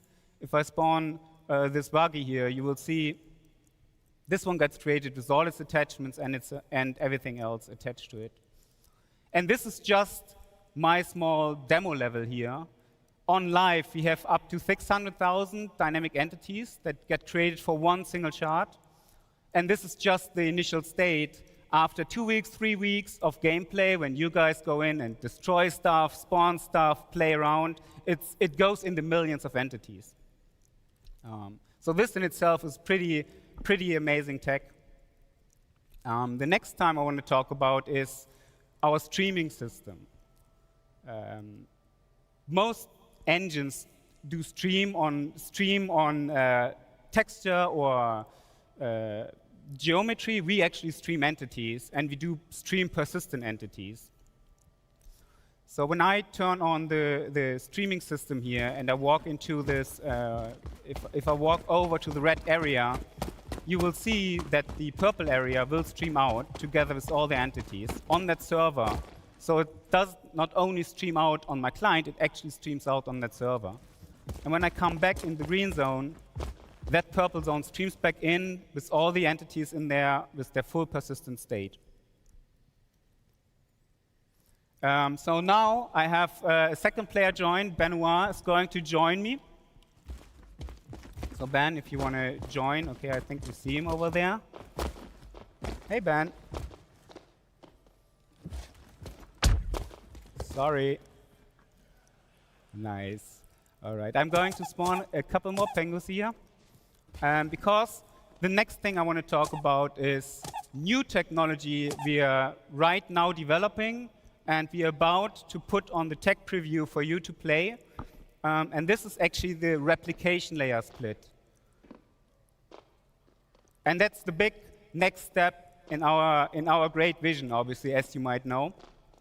So in this demo, my client and my servers, they are no longer directly connected. Actually, I have a new service running here, and that is our replication service. So my client is connected to this replication service, and my server is connected to this replication service. And the replication service, the sole purpose is to get all the entities which are in the entity graph and stream them to clients and servers which are connected to. And what's really cool about this is, let's do a little experiment here. I mean, you all know our game has bugs. It's still alpha, and sometimes things can happen. So let's see what's happening when I kill my server here. And so this is my server, the actual console. So let's just shut it down. And yes, this is where you would usually see a 30K or something. You can see Benoit kind of froze there for a bit, and the buggy does a bit weird stuff. I can shoot those pingus, but the world is really in a frozen state right now. But I didn't disconnect, because I'm connected to the replication layer and not to the server anymore. In the meantime, I'm just starting a new server. Let's be a bit patient for it. It should come back online in a second.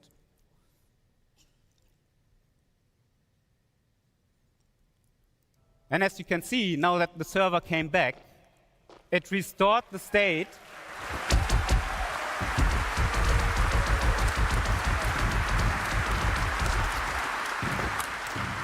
It restored the state, and the simulation just continues to work as before. So this will be, again, this is very early tech, but this is a great benefit of what we have with our replication layer split. But there's one more thing. And let's try this thing again. I just killed my server, and I'm trying to do that again. But this time, we're doing something different. So let's first go in here. This is my development tool. I can talk about it in a second. So let's stop that server again.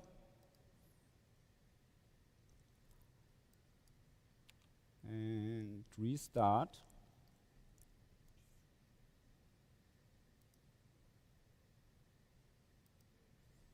And this will take a little bit. I'm running this tool you see here. This is our internal development tool. This tool runs the entire stack of our game on this PC. This is obviously for development only, and I can do that with my small test level. But this really helps online devs and all people who work on the incredible, complicated tech we hear to be able to develop our game. And because I run everything on this PC, it's a bit slow. So let's wait and see what's happening here.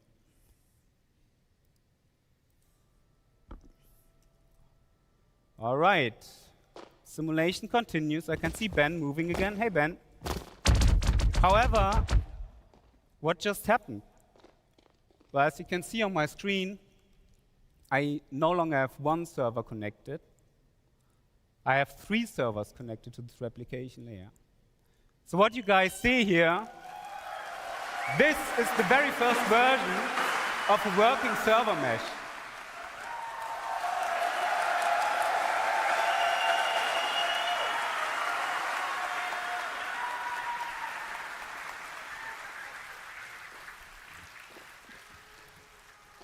All right. So now I'm going to explain a little bit how this magic works, because it is truly magic. Each server, when it came up and the replication layer realized there are 3 servers, we assigned different zones to those servers. And we said, OK, server 1, you are the authority over the purple area. Server 2, you are the authority over the green area.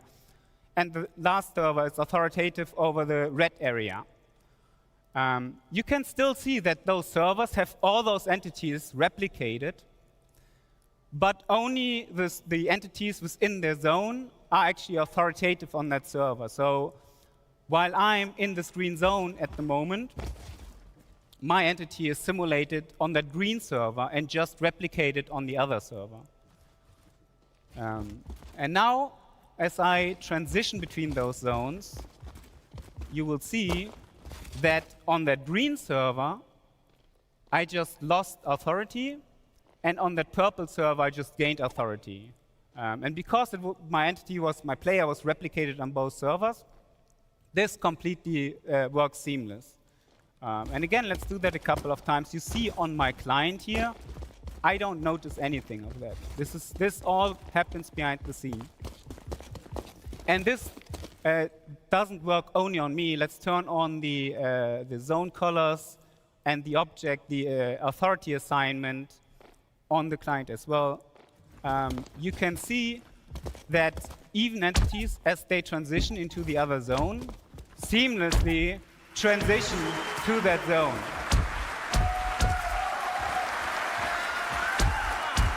And not only that, I can also interact with entities that are on the other side. So if I go on this green zone, for example, and I shoot this, I can still shoot that purple entity.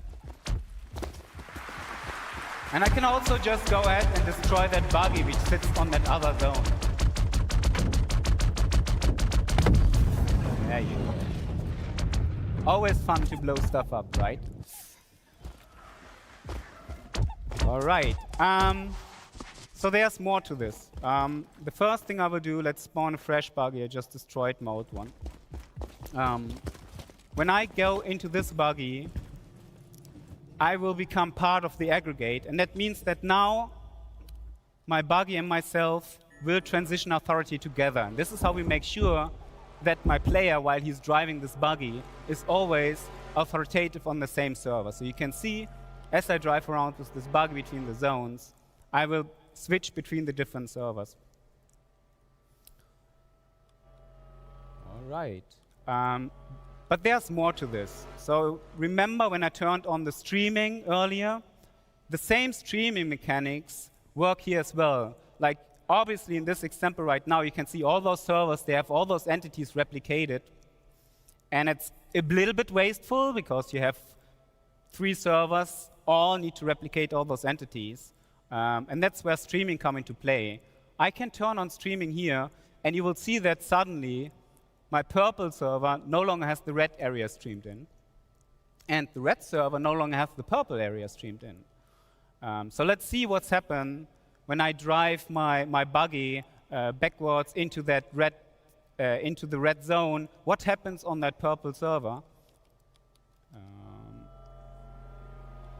And I just disappear. So right now, on this server, there's only Benoit replicated. And Benoit, if you come to me over in the red area, you will see that now on this server, there's no client at all. And in theory, we could now completely stream out the entire area on that server, or stream in a new area.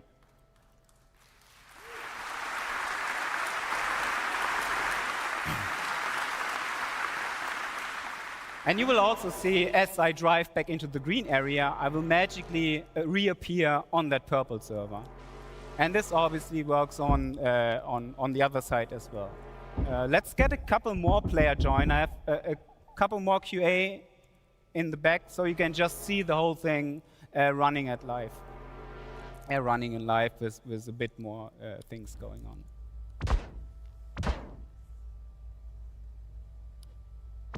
Get out of this buggy.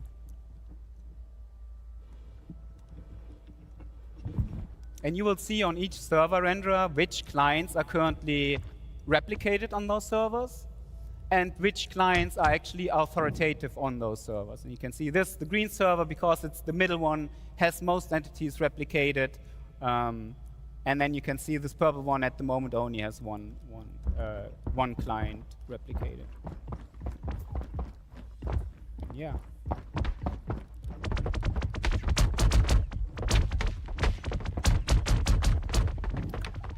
So yes, this is pretty much it.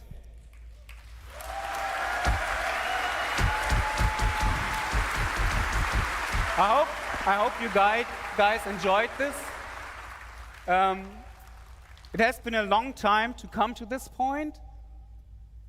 And I just can't put in words how much tech and work we had to put into this. Big shout outs to the network team, big shout outs to the online services team, big shout outs to Chris to let us doing this.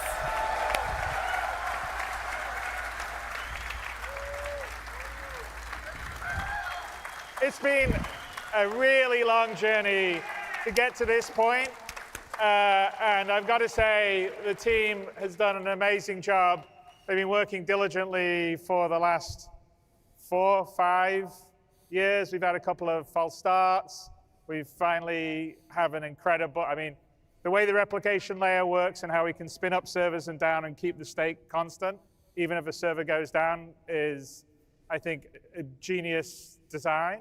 And the first time I saw this, about 3 weeks ago, working fully, I cried. It's like giving birth. We did it! And we wouldn't have been able to do this and work on this kind of tech without all your support. That's right. 100%. Now, you guys and your trust. allowing us to take the time to do it right, to really build it. So thank you. Thank you, guys. So much for everyone, and thank you everyone at CIG that's really worked hard to deliver all this amazing stuff that will be either in your hands now or in your hands very soon. And this is just the beginning of CitizenCon. We got a lot more stuff to show you. Yeah. That's what we need for this MMO, guys. That's what we need. Great demo, by the way. That's good. All right. That was great. Come on, give me that. Thank you, guys. Thank you.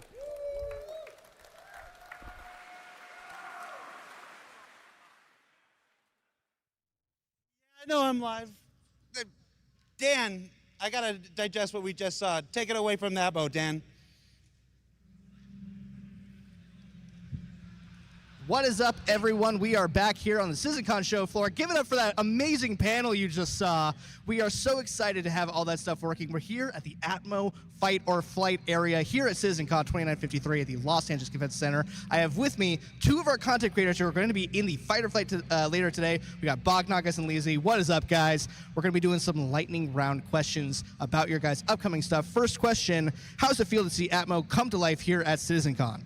It's so cool. It's this is the first real esports thing at an event like this for Star Citizen, so I'm really excited to be a part of it. I think it's a great opportunity for the community to showcase the PvP in the Star Citizen community. Fantastic. What's your mindset going into your guys' match today? Don't lose, and yeah, that's pretty much it. I'm gonna beat him. Good mindsets. Preferred dogfighting ship? The Arrow. Definitely the Ghost, Hornet Ghost. All right. Advice to people learning dogfighting in Star Citizen? Nose to the grindstone, go hard at it. Yeah, don't be afraid. Just jump into Arena Commander and just put in the hours. It's a lot of fun, worth it. All right. Where can people follow you guys? Twitch and Twitter, LazyB_. Yeah, same thing. Twitch, Bognagas. All right. And, you know, a lot of tension, a lot of animosity. Say something nice about your opponent. He's got a great mustache. I'm going to feel really bad blowing him up.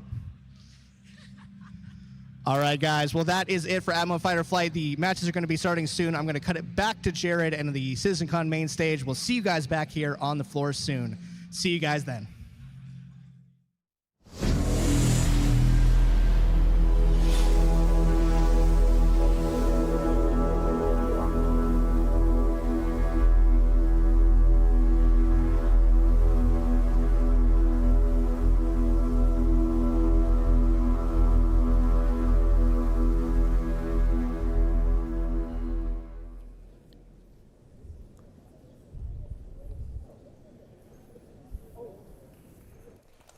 Hello.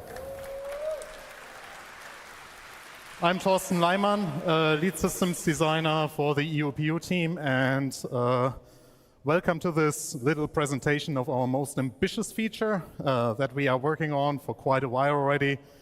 We already talked about it several times, but this time it will be a little bit different.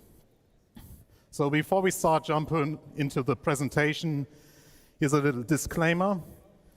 Everything that you're about to see in this presentation was done by the EUPU team, so, well, mostly. We got help from the vehicle content team and the vGPU team.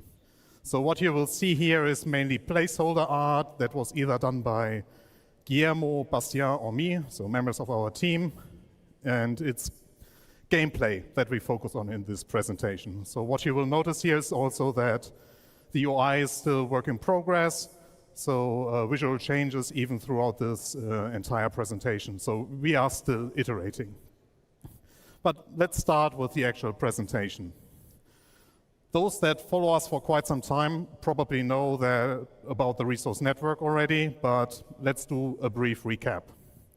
We will be talking here about our technology, that is resource network, and the engineering gameplay that can be called a child of the resource network. The engineering task will allow you to manage your ships, outposts, and possibly other things. Let's have Guillermo talk about the technology first. So welcome on stage, Guillermo.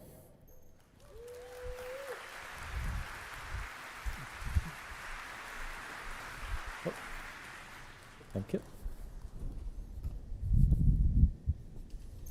Hi everyone, I'm Guillermo Bilbao, gameplay programmer for this team, and I'm going to talk about the Realism network. So what is the Realism network? The main drive for the Realism network was replacing the previous pipe system you might have heard about with a new system that was more generalized, easier to expand, and that would support all the gameplay we actually want to do. And yeah, so it is a network, as you can see on that picture, showing the connections between different items, even those inside object containers. And it enables specifically the relay gameplay we're going to show right after. So it will have a global impact. You're going to see it in ships. You're going to see it in outposts. It's built to work with the cargo system in some ways.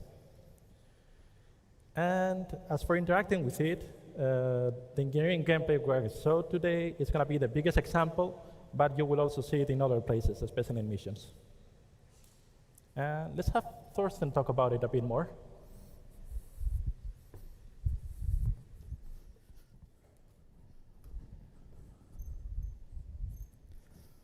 So hello again. So as a crew member of a ship or as a person managing an outpost, you have several responsibilities, where the engineering topic can be split in 3 activities, and you can decide to share those responsibilities or take them all by yourself. It's really up to you. Every task requires their own skills and their own tool sets. There is tuning. Here you are responsible for preparing your ship. Your journey did not start yet, so you adjust your ship items based on your goals for the travels. Exchange sub-items, adjust the default settings of your power plant, basically operations that require you to turn off the items or even remove them from their sockets. The next activity is maintaining, and this is all about damage control and keeping the items in pristine or pristine enough state. You are the mechanic that makes sure that everything is and stays operable. Maybe even go further in the sense of caring for the items. And what caring means is here reducing the wear and tear rate by regularly removing dust or oiling the items, just as some quick examples. So let's actually show you some of the maintenance you can already do and will be able to do. So here we start with 2 gameplay mechanics that are already in the game. So technically nothing new, but the entire engineering loop ties them nicely together. Here you saw me collecting IMC, or still collecting, and now I will take the shield generator of the recently destroyed Gladius to use them as a spare part for myself.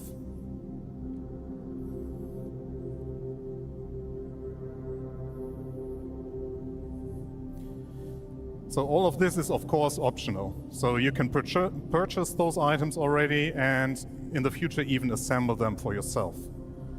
So crafting. While the Fury approaches, you might get the glimpse of a debug UI. So there's the Fury now coming. I activated the debug UI to show you the health state of each item.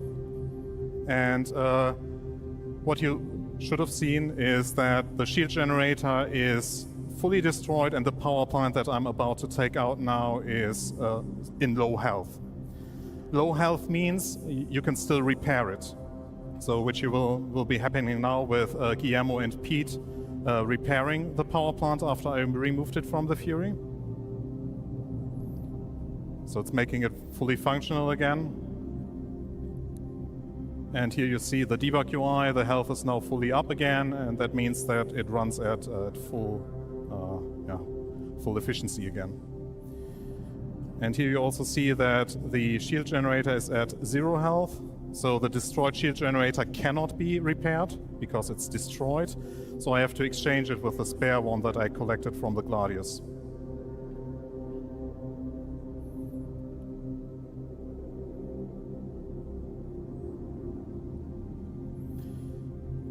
So with all those repairs being done, the Fury is operatable again and it can go its way.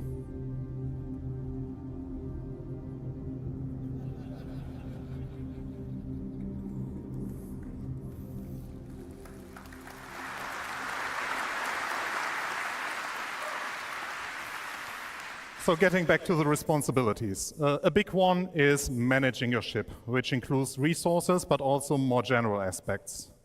You have to manage the power distribution and come up with informed decisions, like reacting to hazards like malfunctions, fire, low energy, but also calling out items that need repair and maintenance. You will delegate the rest of your crew to keep your ships intact, like giving clear priorities of what needs to be done first. Let's take a look at another video here. So this is the first glimpse of the engineering UI in action. It is still being worked on, so it's heavy work in progress. Let's start with looking at the item view.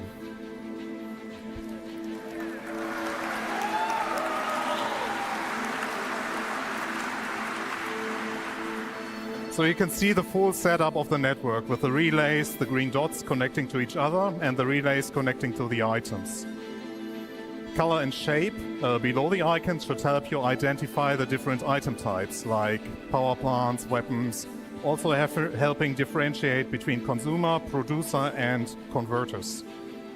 You can tell the current state of the item, that means the amount of energy it produces, consumes, or has stowed, the health state it is in, the current wear and tear on the item, and the current state it runs in, like charging or being in an idle state.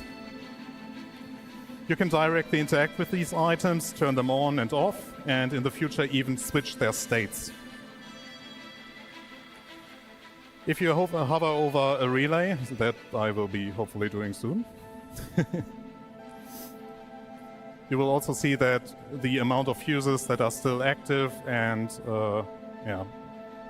because a relay consists of several fuses, basically they're their own set of lives.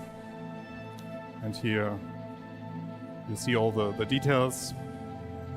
Like you can click on the items to see a 3D render of the power plant here, the quantum drive, sorry. And here's the relay overlay.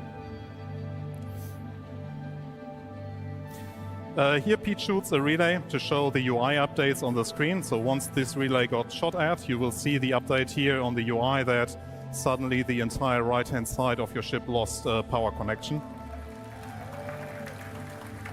And what you might have not picked up on the screen is that actually the power plant here that I'm now focusing on is on low health. So I'm commanding Simon to repair the power plant to get it fully operational again.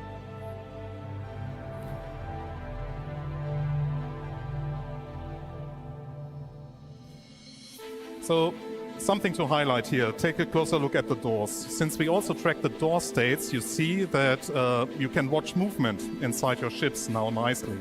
So you can track players moving around in your ship and even close doors for them, or like compartments in this case where Simon just forgot to close the compartment.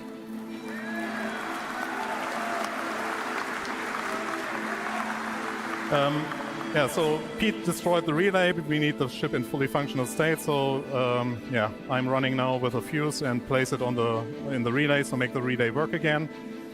What you can also do with the doors is that you can create safe pathways, because you sitting at this engineering screen have more information in regards to your ship than the others. So you open doors to create a path that the players on your ship have to take. Now to the room view. That is mainly the life support controls plus controlling all doors. Again, we show the details of each room, like the temperature, pressure, atmosphere composition, so everything that is relevant for like you living on a ship. We also show the door states where you can now have precise control over each door in your ship, as you see here. This will also allow you to have more control over which door or compartments to open. So here, again, showing opening the power plant. That also helps very much in already telling players, hey, you should repair this item, so I open that door for you, and they directly know which item you mean. It also allows us to control like the outside-facing doors much better. So you can directly open, if you just want to open the left side ramp or the front side-facing ramp or the back-facing ramp.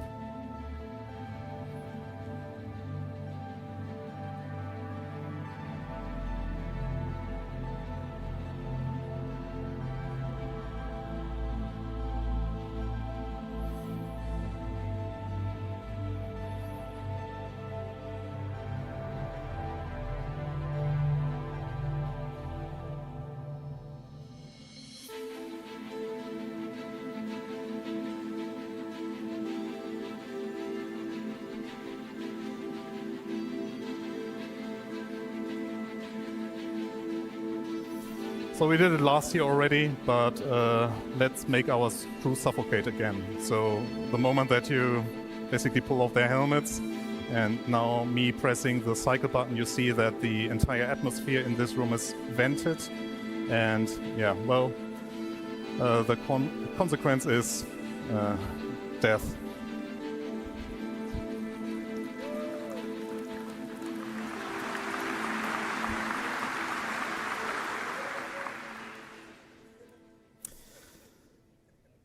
So, as you can tell, engineering gameplay will bring a lot of changes. Some of those changes are adding batteries to ships that will allow you to get a little bit of extra power for a short amount of time. Allowing you to control items directly, where it's not only their on-off state, but also their resource consumption. And where the biggest change that will come in this update is basically to the resource consumption and generation. So let's talk about energy balance.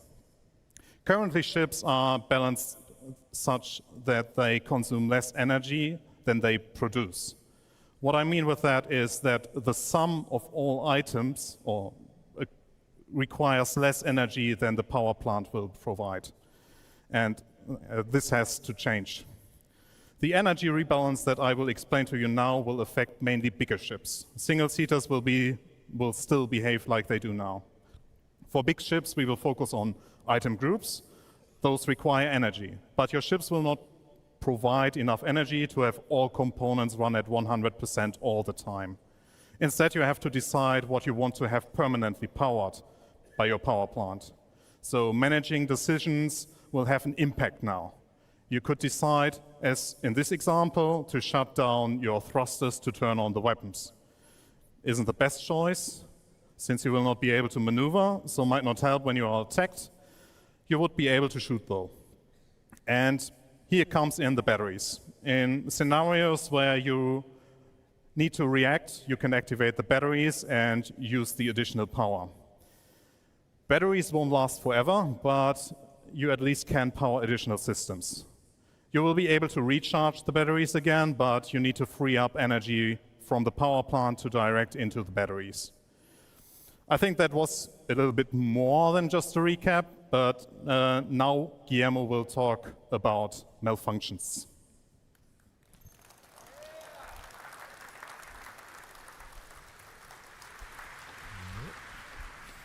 So I will talk about malfunctions real quick and get you guys to the next video since we're a bit behind schedule. What are malfunctions? You've seen misfires in the persistent universe for seals and for thrusters. You've seen a very basic version of it. We're making them more complex. We're making them more lethal in some ways and more fun to interact with. Also, some of the new malfunctions will include fire, spreading misfires that represent electrical surges going through the ship, or signature burst, which increases your signature and makes you show up on enemy sensors more easily.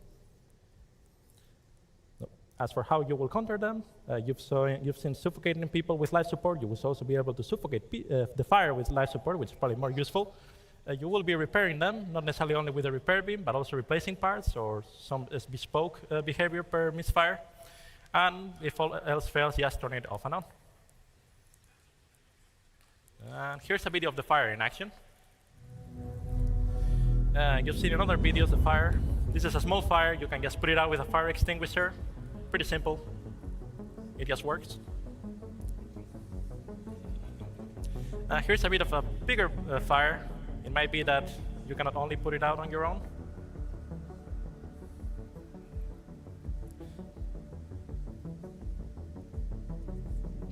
So here we have one crew member that's going to try to put it out with a fire extinguisher to mix results.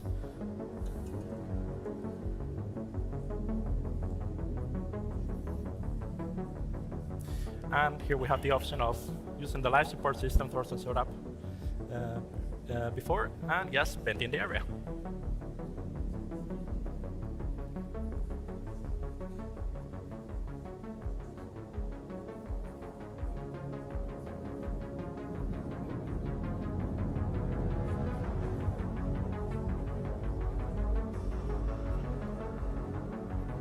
And now you can see that the fire, once we get to that compartment, has been successfully put out.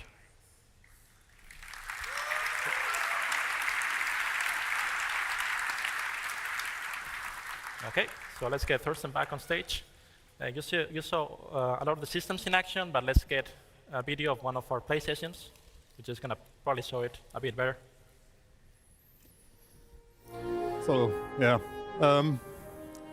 I have to excuse myself already because I was leading this group of players being attacked by the Gladius, and I did a poor job, but more to that in that video. Yeah, Guillermo, I wanted to talk about. So for this demo, we have modified the damage system slightly to represent impact penetration on a very basic level. So you are going to see that the quantum drive is going to be hit by the Gladius attacking the ship. So, yeah, being attacked by a Gladius for an A2 isn't like a big challenge, but in this setup we were not like fully staffed. That means we had our engineers running around and yeah, no one being seated in the turrets. So, yeah, our goal was basically to flee the Gladius, and yeah, with the Gladius actually shooting the quantum drive and damaging it, I thought, hey, it's a good idea to tell Pete and Simon to repair the quantum drive as a priority. As you can see, I somehow missed that the habitation room caught fire. I tried to, yeah, well, prevent further damage to it, but yeah, I failed. Yeah, so that was causing a bit to the panic, so I even got distracted in this moment. So we managed to have the quantum drive survive, but here I notice, oh, actually the power plant also starts to take damage, and at this moment I'm also telling Pete and Simon to switch their attention to the power plant, because if we lose the power plant, it's also like almost impossible to flee. So here I realized, oh my god, we are going down fast, and I think at this point now, yeah, I opened the compartment to make it access faster, but that was already too late, so the power plant died. And yeah, so the backup is to activate the batteries, which I did here. So Simon and Pete still tried their very best to fix it, but yeah, didn't manage to. Yeah, the attack moved to the forward side, targeting the batteries, because the player who was attacking us actually knew the ship layout.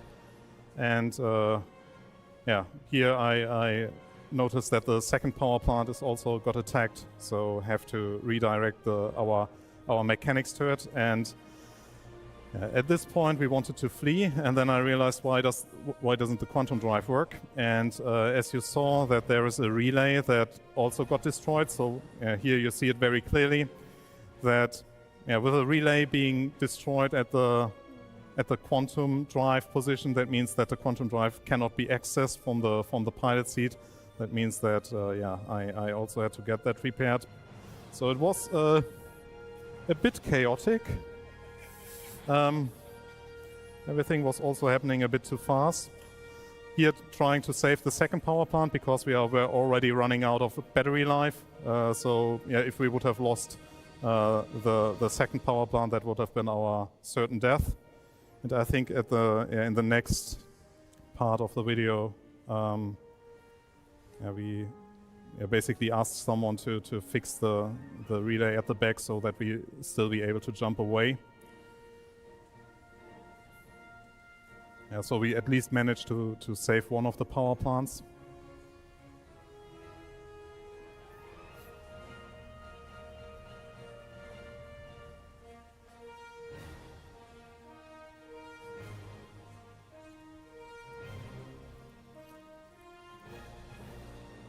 Yeah, that's now, I think it was Pete running there and fixing the fuse. And the next step was the pilot trying to push the quantum drive, but it was too late. We died. And the end of the show.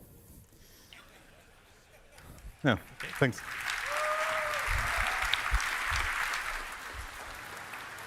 So what you just saw gives a good idea of how busy ships will be and what meaningful multi-crew gameplay will look like.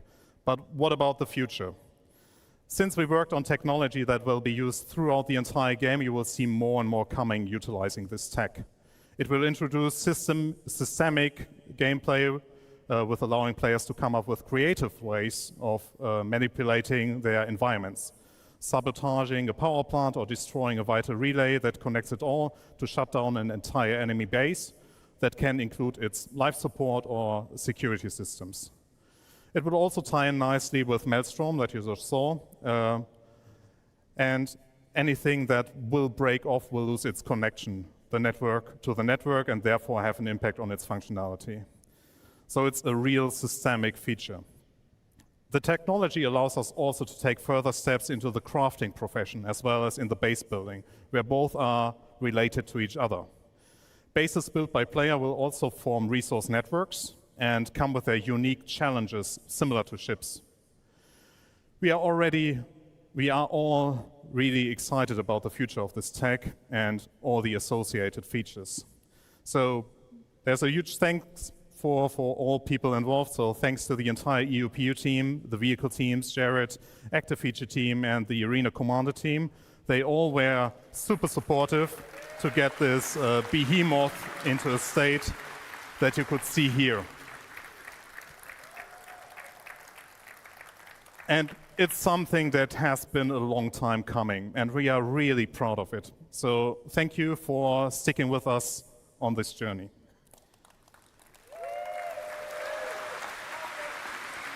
Wait, there's one more thing.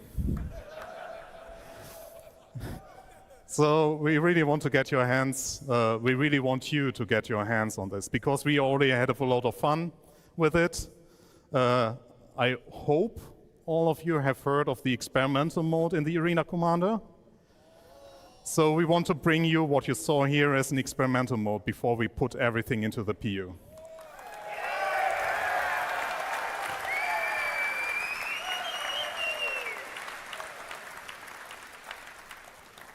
And this will be soon. So, thank you.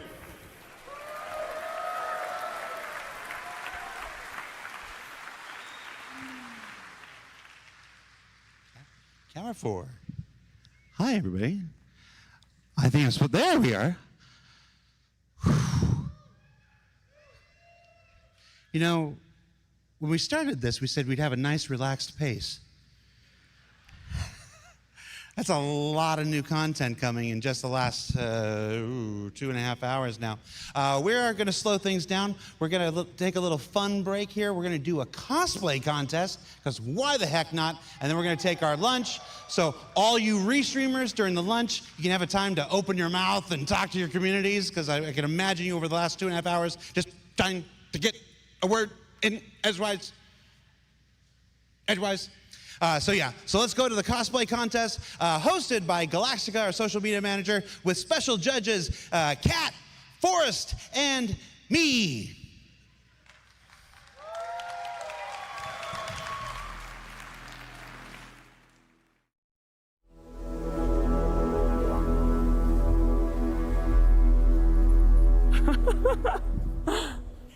Hello and welcome to the Citizen 2953 cosplay contest powered by Tobii Gaming. I'm Galactica's social media manager for Star Citizen, or as I like to say, professional ship poster. And on stage with me, I have Kat Reeves. She's our creative director.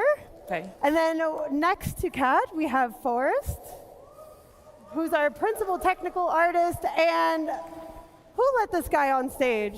Security? And of course, Jared Huckabee. What's your title these days? Creative content doofus. All right.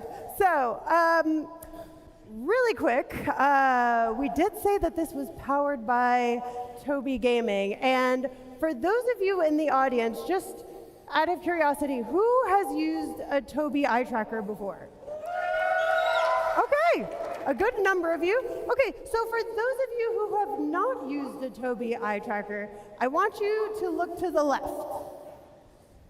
I didn't see anybody look to the left. Everybody look to the left. And now to the right. All right, now wouldn't that be awesome if you could do that in-game and not have to use your hands to do camera controls? That would free up your ability to focus on your flight and your fighting in-game. And with all of that, you can do with the Tobii Eye Tracker 5, which is some of the prizes that we're going to be giving out today. So thank you so much, Tobii, for being here and for providing these prizes for us. All right, now, who's ready to see some cosplayers? Can we get some drum rolls? Yes! Judges, are you ready? Yes. Yes? Are you sure? Yes. Okay. All right, so coming up first, we have Diabolus.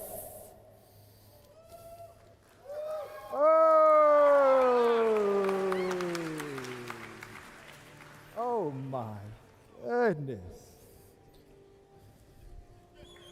Wow. Do a spin for us. Who is this? Who is this? This Diabolus. is the Artemix Elite Hurston armor. If you want to get a closer look or ask any questions, you're more than welcome to. Hey, do man. I can't see anything, and I can't hear It's right here. I'll guide you. I'll guide you. He can't see anything. Come this way and stand right here. Just don't move. You'll be safe. We're letting them walk All right off the right, stage. we're ready for cosplayer number 2 with Kin Shadow. Wow. Make some noise for Kin Shadow.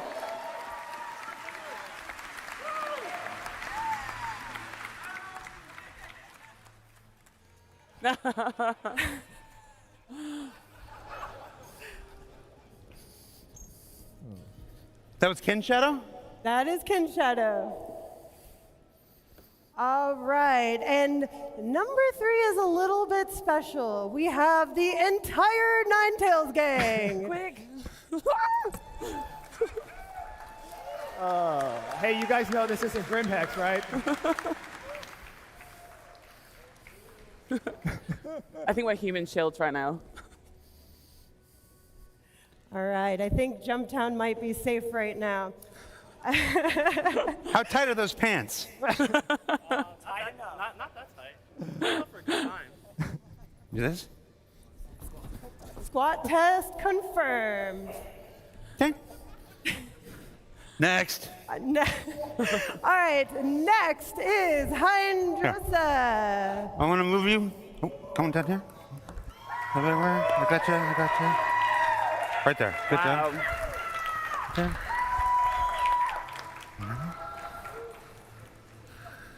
So if you are not familiar with Hindrosa does stream on Twitch, and I was lurking a little bit in his chat while he was making this outfit, and he told me that he has never made a cosplay before, and that he had to learn how to sew and do a lot of different fabrications in order to make this outfit, which is quite impressive for a first cosplay. I've made probably about 100 cosplays, and they look nothing like that, so GG's. All right, up next, we have Lito as Jimmy.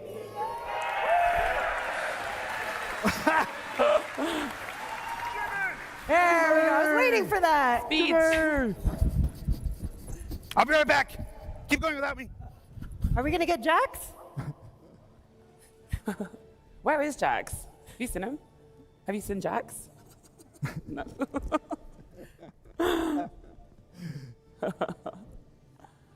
Are we waiting for Jax? Yes. Okay. Let's take a look at him while we're waiting. Anybody want to sing a song? T-pose?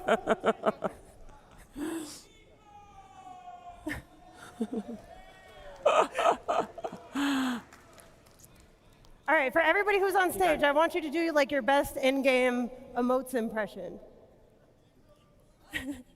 Oh, there we go. Oh.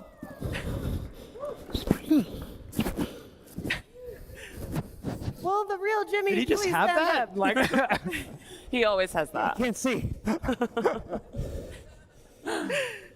All right, and up next we have Britty Kitty. Wow.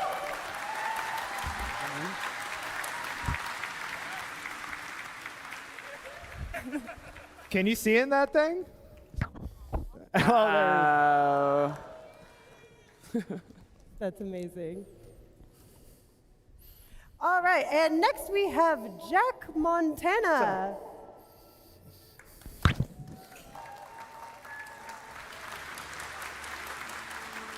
I'm The digging only the one that's backpack. going to be able to bring Luke back. I know.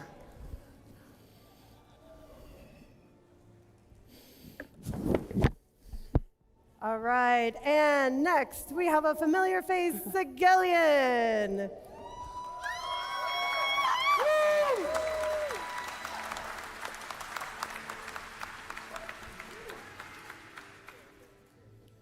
Also, side note, if you have never had pizza made by Sigelian, I highly recommend it. You're missing out. All right. And up next we have Cyber Wolf 74.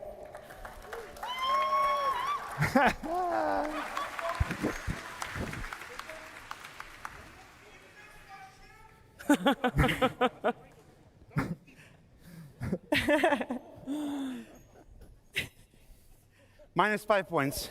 Right over. Right over. Doesn't know where to go. All right, and last we have Cats. Guys, step forward on this line. Step forward on this line. In the middle of this. And her Pico sidekick, of course. We can't forget Pico. I love your 9 That is so great. Step forward. Perfect. All right, judges, feel free to go around, ask questions, think really hard, and let me know when you have your top 3. All right. Hey, John, can we kill the... Good. There you go. Testing. My mic is on.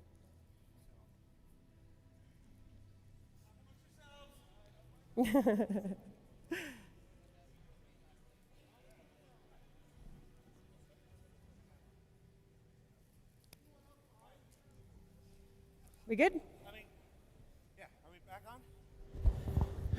Are we back on? All right. All right. So that was that was easier than we thought. You got yours, right? Yeah. Yeah, I got mine. I think I got mine. Yeah, we're good. I'm All happy. right, let's announce our 3rd place winner. Step forward. I'll let Kat announce it. So in third place, we have Diabolus in the Artemex League Hurston armor, and you win a Tobii Eye Tracker 5 and an A1 Spirit. Congratulations. Congratulations. Awesome job. Wait, and a Spirit? Yeah.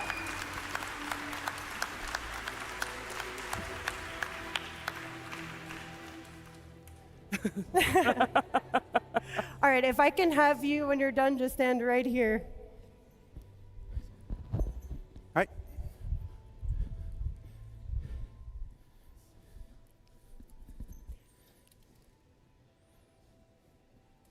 All right, let's have you stand right here, because then we're gonna have everybody line up.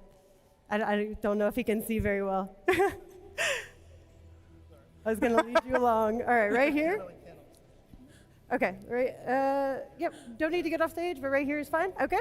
And second place winner, Forrest, who do we got? Don't step back, right here. For second place, went with Hydrosa with the advocacy. Woo! Oh. Congratulations.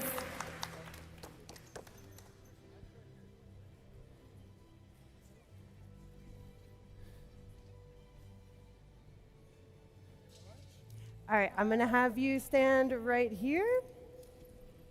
And can we get a drum roll in the audience, please? Make some noise. All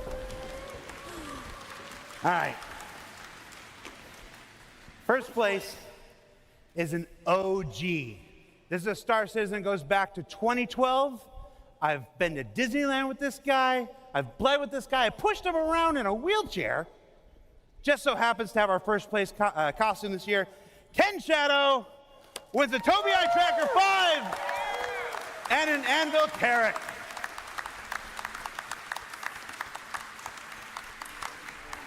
All right. Pictures.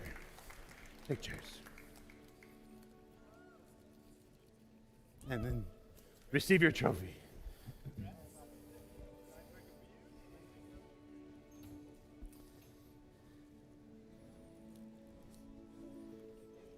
Congratulations. I'm going to have you stand right here. So we know that these cosplayers put a lot of work and time and dedication into their outfits. So as a little token of appreciation, we're also going to give everybody here on stage with us today a free ship that I cannot announce until the next panel. So if you want to know what that ship is, stay tuned for the next panel and you'll find out. But thank you all for being here and for putting all this work into your outfits. The judges, do we have any final thoughts? No, I think we need to get together and take a big photo and then go to lunch. All right, let's get together. Here. Close gaps. Close ranks. Huddle. Get in here, boys.